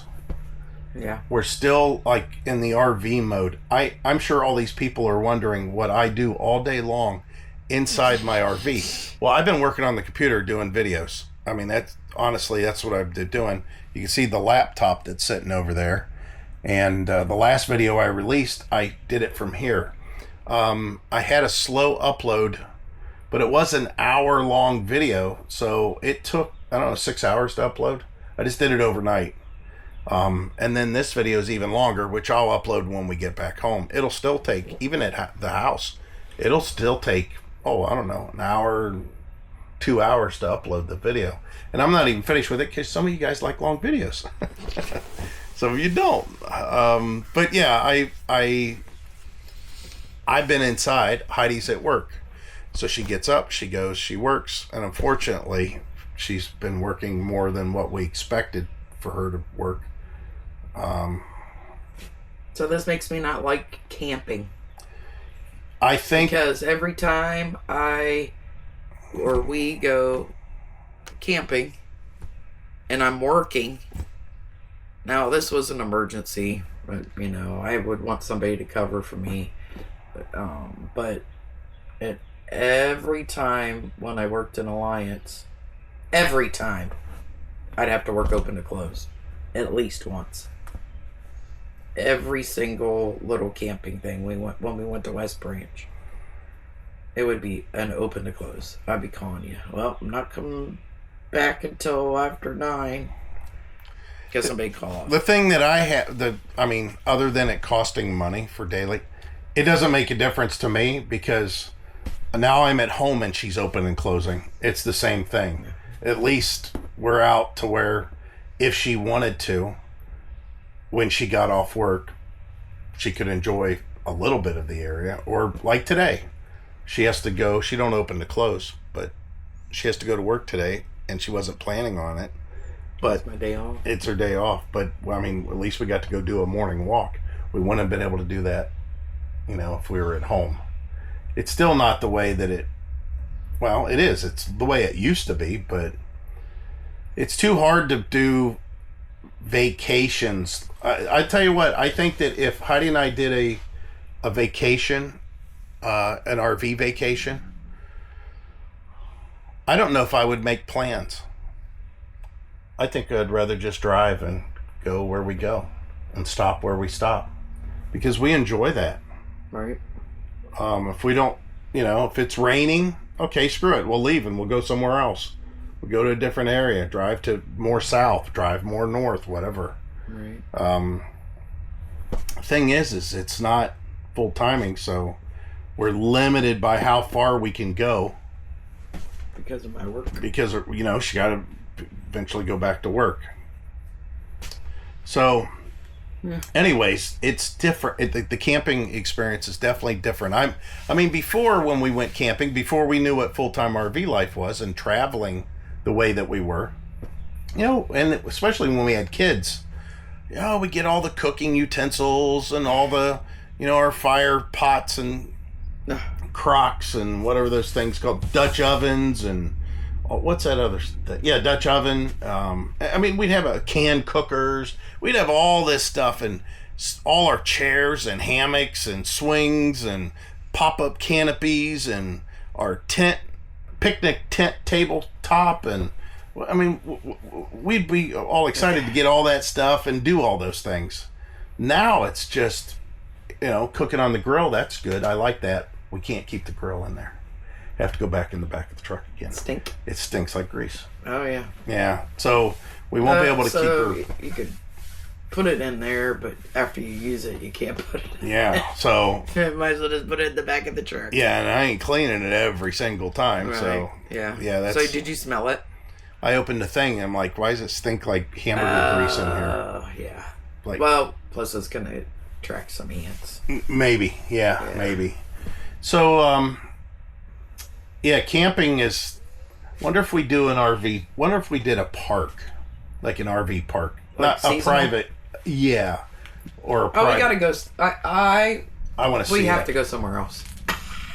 What do you mean? We can't keep coming to this one. Oh yeah. I will say that it's nice. It's close. This is okay. It's convenient. Close, but it's too close. Well, I just don't like Heidi driving drove, any distance. Right, but I drove 19 miles from West Branch to my work. Mm-hmm. That wasn't horrible. I could do that West Branch. Well, you have to drive through the hood. It's kind of a weird. Yeah, probably not. But we'll look. I mean, might be some other places. Yeah, I know there's two by our house, but it's not too far away. But I don't know what they're like. Yeah. And yeah, I mean, like I said, the state parks. It's nice to get back to nature. But anyways, let's get back to what I'm going to talk. It is tough for us to be around the whole campground. Remember this, they're all weekend warriors, and I think that I have a little bit of a hard time with that. I never did mind whenever we were out traveling and we went to certain campgrounds or like Vero Beach, where there were full-time residents there or people that had lived there for 6 months a year, 6 months out of the year. I kind of like that vibe because those people they care about their area. They care for the most part about all that stuff because that's where they're staying. And I think possibly, could be wrong, that the permanent camp sites at parks or extended seasonal campsites, maybe those people might be kind of that way too. Actually, the worst weekend warriors was in Hartville. Yeah, by far. That Dog was the crapping, worst. not cleaning up, dumping ashes. The guy, he dumped that burnt. Okay, I'm not going to rant. Yeah, right. I already ranted on that. Go back and watch that video. Yeah. It was horrible. The dog crapping in our spot. And then remember they walked between our truck and our trailer, and there was less room. They had to lean to get around my mirror, even though all they had to do is walk on the road that was paved. Anyways, the police. And the police were there. I mean, come on. Yeah, noise. Oh my God, noisy people. Yeah, this is pretty quiet here, though. Everybody's quiet. But I have to say the other thing, and Heidi will agree with this. I've never seen more people camping in their cars and tents. Yeah. Some people are just flat out camping in their cars. Yeah. I'm not talking even a hint of a tent. But there was one, that little sedan car. I mean, because they're so small. Like my car's like considered a family car, Right. And then what are they? Just the 4-door sedans. Mm-hmm. They had like 3 uprights, a tent. I'm like, where'd they put all that stuff? Yeah. But I mean, like they were really camping. It reminds me when we went camping at Salt Fork, and we had the F-150, and we pulled our StarCraft camper. Yeah. And I packed our F-150 full of stuff. Oh my gosh. And when we got there, we had me and Heidi and both the kids. It was the second and last time I think we camped in the StarCraft. Mm-hmm. It had a shower. The StarCraft pop-up had a shower, no toilet. And it was big. It was nice. And we completely redid it. Anyways, I unloaded our pop-up canopy with sides, our picnic table cover. Mm-hmm. Of course, I had an awning for the pop-up canopy, which we had that out, the bag awning. We had that out. We had again, all the camping paraphernalia. The kids had their bikes. I think Bud had a skateboard. We both had mopeds. And we had a load of firewood delivered there. Heidi found on, I don't know if you can do that anymore, but Craigslist. she got on Craigslist and she had a truckload. I'm talking about a dump bed, a fire load dumped at our campsite. Because we were there for a week. Yeah. And we used to cook on the campfire almost exclusively. Yeah. So anyways, I remember the people next to us saying, to Heidi or maybe to me, they said, I've never seen more stuff come out of the back of a vehicle before. Because we had it all laid out. Oh, yeah. It was a lot. Yeah. But, I mean, we still got to put stuff in here, but at the same time, we don't obviously, right. We don't want to overload it. But I need to make it to where I can make meals here. I know for sure we'll have to get the pop-up canopy. See, this is where I don't like to drag all that stuff out because I don't. Well, we might get to a site that we could sit outside if it wasn't for the bugs, and we have a pop-up canopy, you know, that would work for that. But the thing is, we have seen so much rain. Yeah, I begin to think that it's never going to stop raining. Yeah. But today was nice, and it's going to rain later. I get to work, so it doesn't matter. And it's going to be 81. So you see me finally in a loose shirt. It's the first short pants. Yeah. But yeah, I don't know if I can deal with that any more rain. It's that time of season, but wow. What else? Oh, Heidi went in to take a shower last night, and I had washed dishes yesterday after I cooked myself eggs, and she said, hey, I'm not taking a shower. I'm going to the shower house. I said, why? And she said, that whole time I was running water, she says, it didn't even get warm. I'm like, BS on that. The thing's 137 degrees. It definitely gets warm. And I went in there and run the water. She was right. There was no... And here, I went out to turn off I figured the hot water element must have failed. That China bomb already failed immediately that I just installed. So I went out to turn off the hot water tank, and the switch is melted in the on position. I can't turn it off. So something shorted out. So I flipped the breaker off. So there's no power going, no household, no 120, 110 volt electric going to the hot water tank.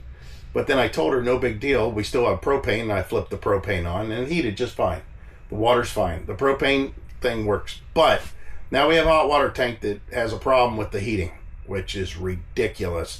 So I'm going to have to repair that, but that broke. I had to clean sealant from around the bathroom sink. If Heidi put her hairbrush down or her comb down on the sink, it would stick to... Somebody put butyl all the way around the sink, because I'm sure when water gets around the edge of the sink, it goes in. It needs to silicone. You just need to put silicone. Take it, do something. Take the sink out, put down the silicone on the sink, put the sink back down, clean up the silicone, and it'll be done the right way. But they just going to take butyl tape, roll it up like little snakes, and push it in there. Which, I'll tell you the biggest problem that, and don't get me wrong, it is a problem.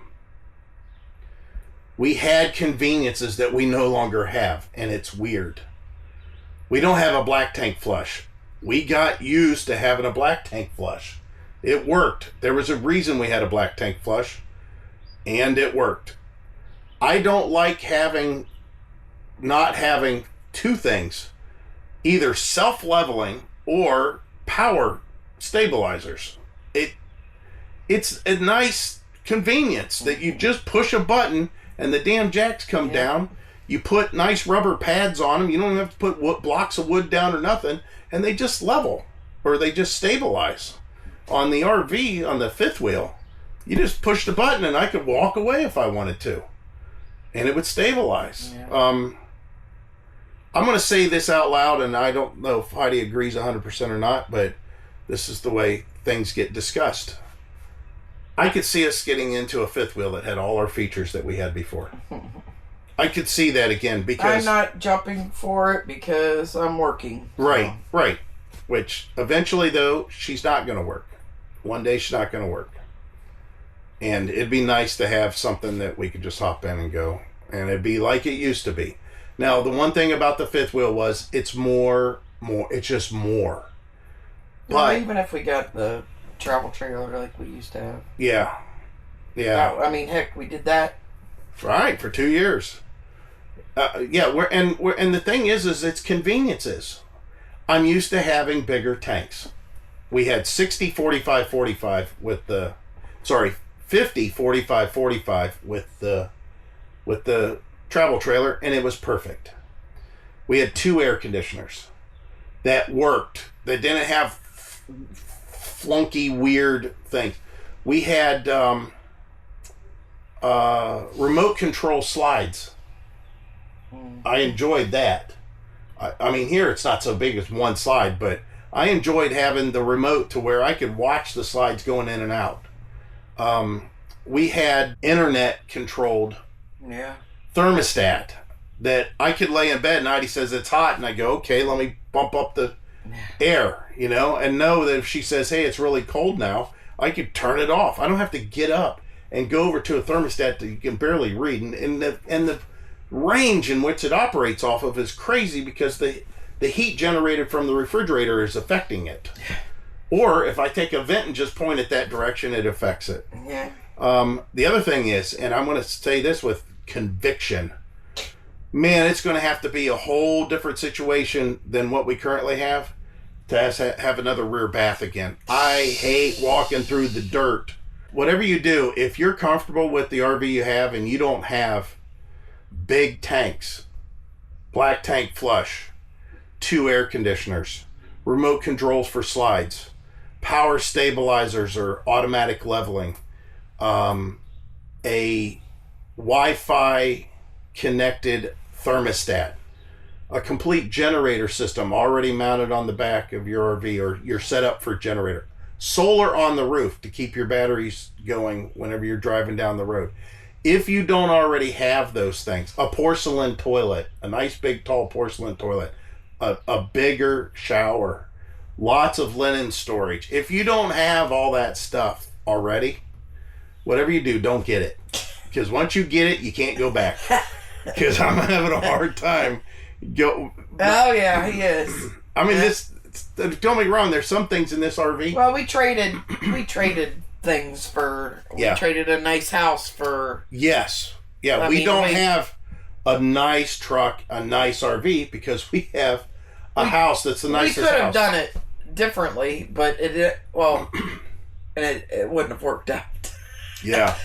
we would have probably been selling the truck. So. Yeah. Well, who knows? Who knows what that? Yeah. In hindsight, let me think. We probably should have kept it. No. I still say no on that because of everything that we did prior. Well, we could have kept the truck though. I'll tell you what. The only thing that we regret is we should have kept the truck. No, I'm okay with that too. Although the truck was perfect. It was perfect. There's absolutely nothing wrong with it. Yeah, the truck was perfect. I mean, but I would have been driving it in the winter, so now we got to have another vehicle. Yeah, but the thing is, you don't even go anywhere. Yeah, but still, I would not drive it in the winter, so I could never go anywhere. Like picking up Bud at Cleveland Airport. I know, but I'm just saying that the little amount that we should have just kept it was paid for.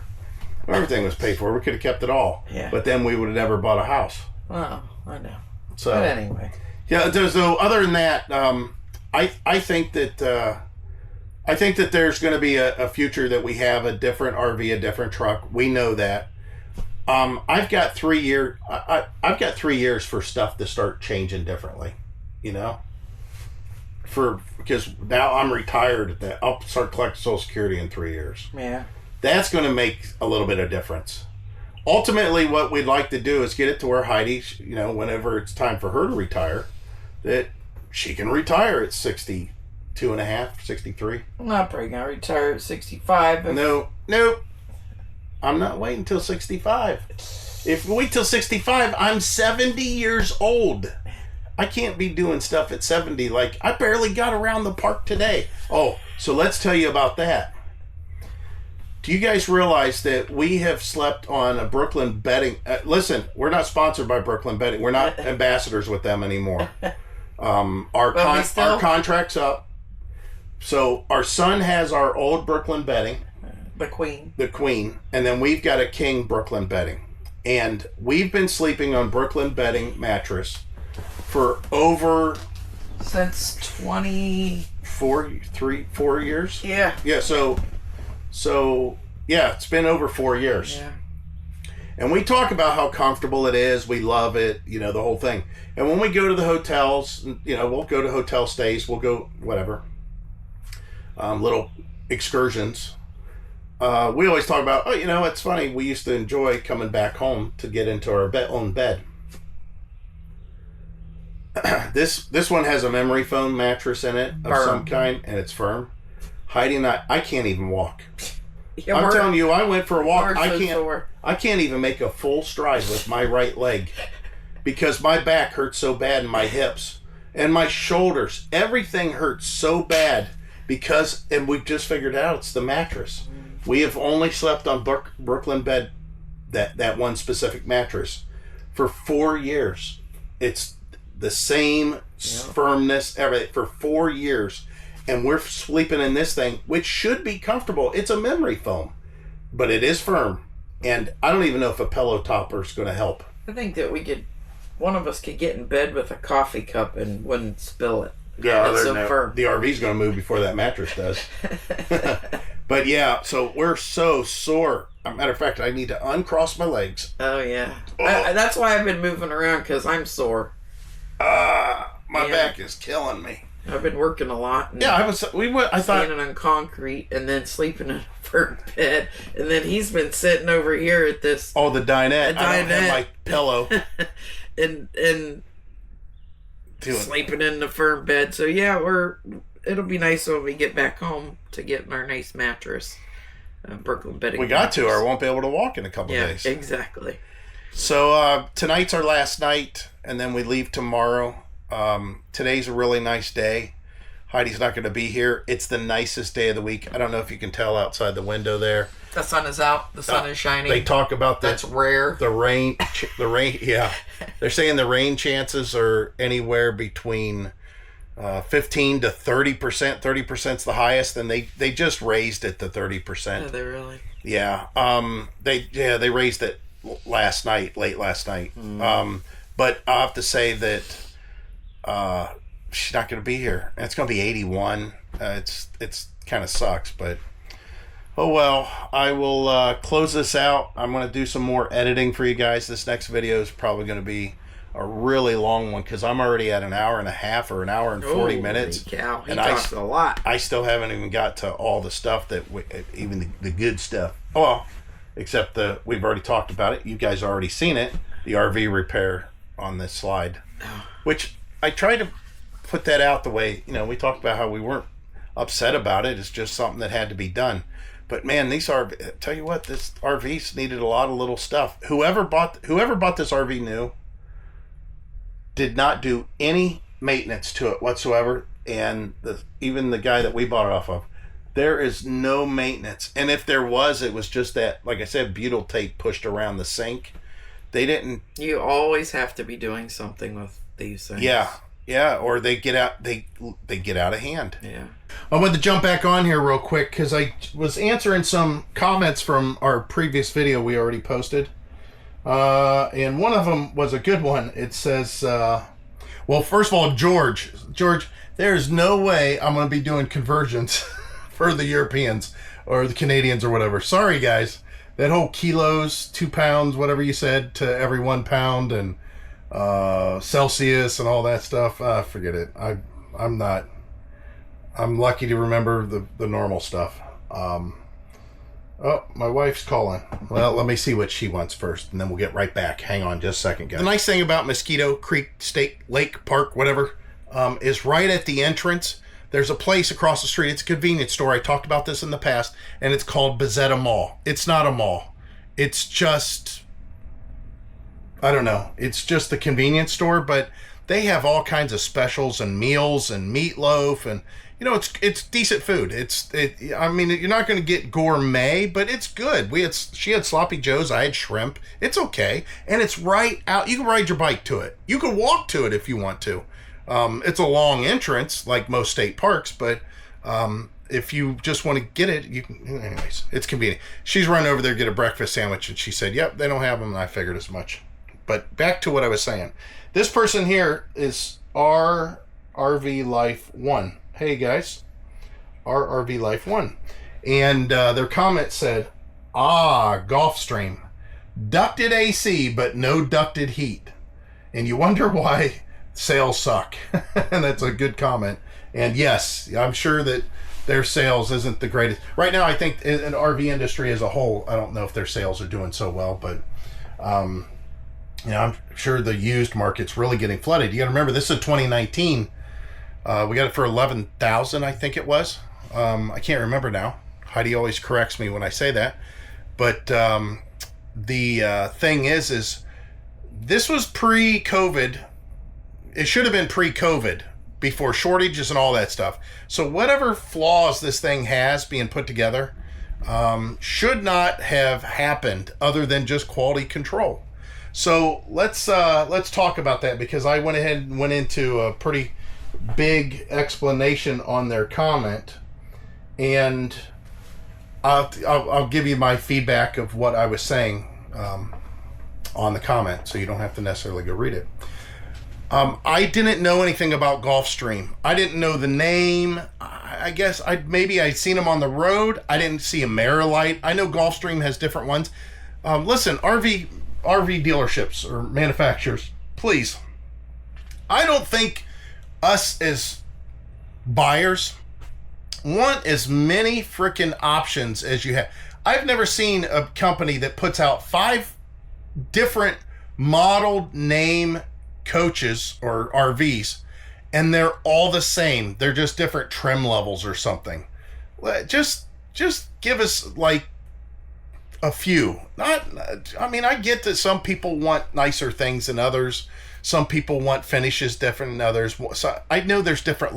Just make it to where you make one unit, and then you have options for that one unit, to where when it goes down the line, for example, this one's the Gulfstream Amerilite 257 RB. This is a very popular floor plan for couples. Just make it to, so they still make this RV. Make it to where when somebody orders the Amerilite, that they can get extra insulation. They can get ducted floor heat. They can get enclosed heated underbellies. They can option in bigger tanks. If, like, I know that whenever I ordered my truck, that if I ordered a premium navigation package for the truck, that automatically it said, well, if you're getting the premium navigation package, you have to jump up to this next trim level, and it's going to add an extra $2,000 to the whole truck. I understand that. Do that with these trailers. Keep the one trailer, but make it to where you have options. Maybe you don't like the colors on the outside. Make it different colors on the outside. Make it to where you have different options for color. Make it to where if you get the heated underbelly and bigger tanks and double pane windows, then the option goes into the next level, and you've got to pay for the heavier axles automatically. Whatever, because it's confusing. There's so many, and it's like, this looks just like the last one. What's the difference? Then you got to go through and compare all the differences. Whenever I did find out, this is a Gulfstream, what's this about? What's the parent company? That's what I'm thinking. Forest River Owner Group, Forest River Group, whatever. Thor Industries, what umbrella? And I found out that it was a small family business. And I'm like, and when I say small compared to Forest River, I'm sure they're small. But nonetheless, I found out that they were a family-run business, and I was kind of excited about that. I'm like, maybe this is something that I haven't heard of, and I've kind of stepped onto something here. This might be kind of cool. But again, this is a 2019, before the shortages, and some of the stuff that was done, this was assembled poorly in a lot of ways. When they applied the sealant on the edges, I looked, and there's just some of it that missed the edge. I mean, they missed the gap that they're supposed to be putting it in. I don't know why. They must have just been with the gun walking along and just squirting it as they go along, or maybe it's an air thing, and they're just. But They missed the spot. I mean, come on. I get it. You're in a rush. Whatever. At least do the job. The other thing is shimming up doorways and that. This doorway is cut so crooked. You should have seen the shim that they have in the trim. And I don't know anything about carpentry, but it looked horrible the way they did it. Although the doors gaps kind of matched, they didn't match on the inside. And boy, when I flipped that around, that was a problem. We're going to talk about flipping that door around here in a second too. Stuff like whenever they did the trim out here on the slide, like I said, they put in all those screws and they missed the floor. The one thing they had to screw into, they missed it. They just went right above it into the carpet. What's that about? The guy that's running the drill in can feel that. I mean, I've worked on a lot of stuff. You can feel when there is a certain grab to a screw, and it wasn't happening. That wasn't happening. And they just put them in anyways. Why? I don't know. Maybe it's a Friday. Friday at 5 o'clock. We always kid around about that. It's time for them to clock out, and they was just trying to get it done.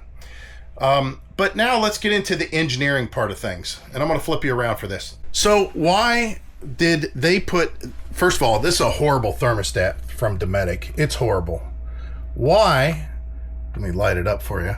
Did they put this thermostat in an area that the heat from this refrigerator affects the temperature of this thermostat? The thermostat, I can feel that it's warmer around the thermostat. That affects it. So much so that it's so inaccurate. And if I just turn around this one vent here and face it towards that, the control, man, I can make this thing run completely different. That's crazy. The staples that they use to install these cross pieces, I'm going to see if I can show you here. Go kind of slow because my back is sore. Look at this. See that thing? It's broke. The other one on the other side's broke too. They just put in staples to hold that. Why wouldn't they do more than that? I mean, all I did was take my knee and just briefly put my knee down right here so I could reach over and open the blind instead of reaching over the table and knocking over whatever I had going on here. I think I had my can of pop. Seriously, and I put my knee through there. Now, I'm heavy. I'm 260, but still, I mean, come on. That's just ridiculous. Okay, let's continue on looking at this. Why isn't there any drawers on the end of this? Or why didn't you just leave these panels open and make it a slide-in storage area? Maybe with a net.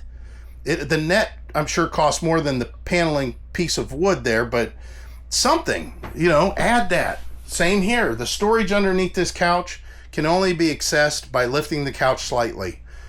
Who wants to put anything big underneath there when you can't, it's hard to get in and out of. All right, more engineering problems. Why would you have the ability to make this door swing in as this one currently does? Because I flipped it around. This door would only swing out. Now, I know that there might be something in some kind of OSHA, something, I don't know, that says if you're in a room, you got to be able to push the door open to get out. That sounds like crock to me. Whatever. Bathroom doors in the houses all push out. I know the RV might be different. I don't know. But the thing that I'm getting at is, out of all the doors that need to swing in, wouldn't you want the door that could potentially swing out and get caught up on a slide going in and out? Wouldn't you want that to swing in to eliminate that possibility 100%? Well, they didn't. This door swung out this way. Whatever. All right, so now that we got this door that swings in, let's talk about this. Again, ignore all this. This is just stuff. But I think you're already getting a sense of what's going on here, right? What is happening here? Why would they make these cabinets, which I'll tell you, that's one thing they got right, is storage in this unit. By far. Interior storage is awesome. Why? Why would I need to get a towel. Oh, well, okay. Let me open it all the way, get my towel, and then close it. Why would this door not open from this way?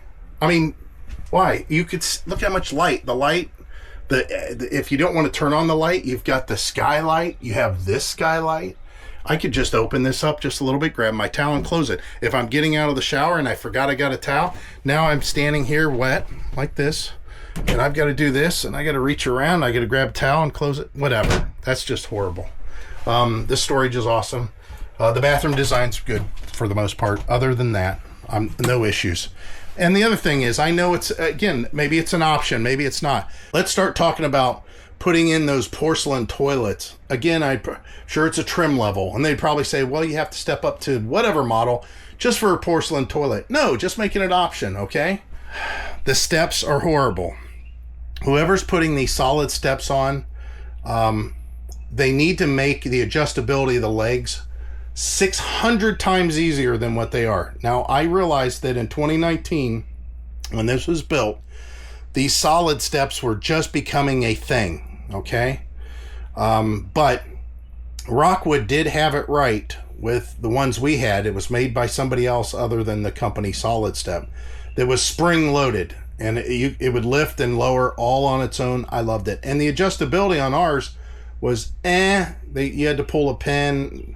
These pulling the pin are really horrible compared to those, and they've upgraded since then.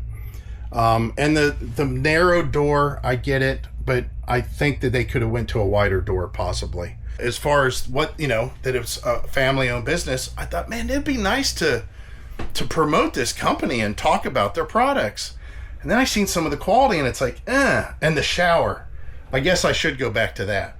Man, whoever's putting those shower bases in there, man, get your leveling right. If you would have made a support that actually made the bottom of the floor pan, it's too high.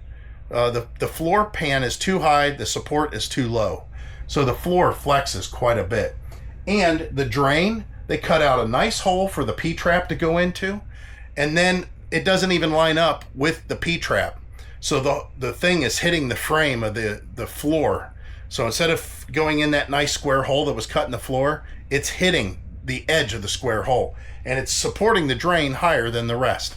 Again, that's an assembly issue for more than anything else. And what's up with the tank size?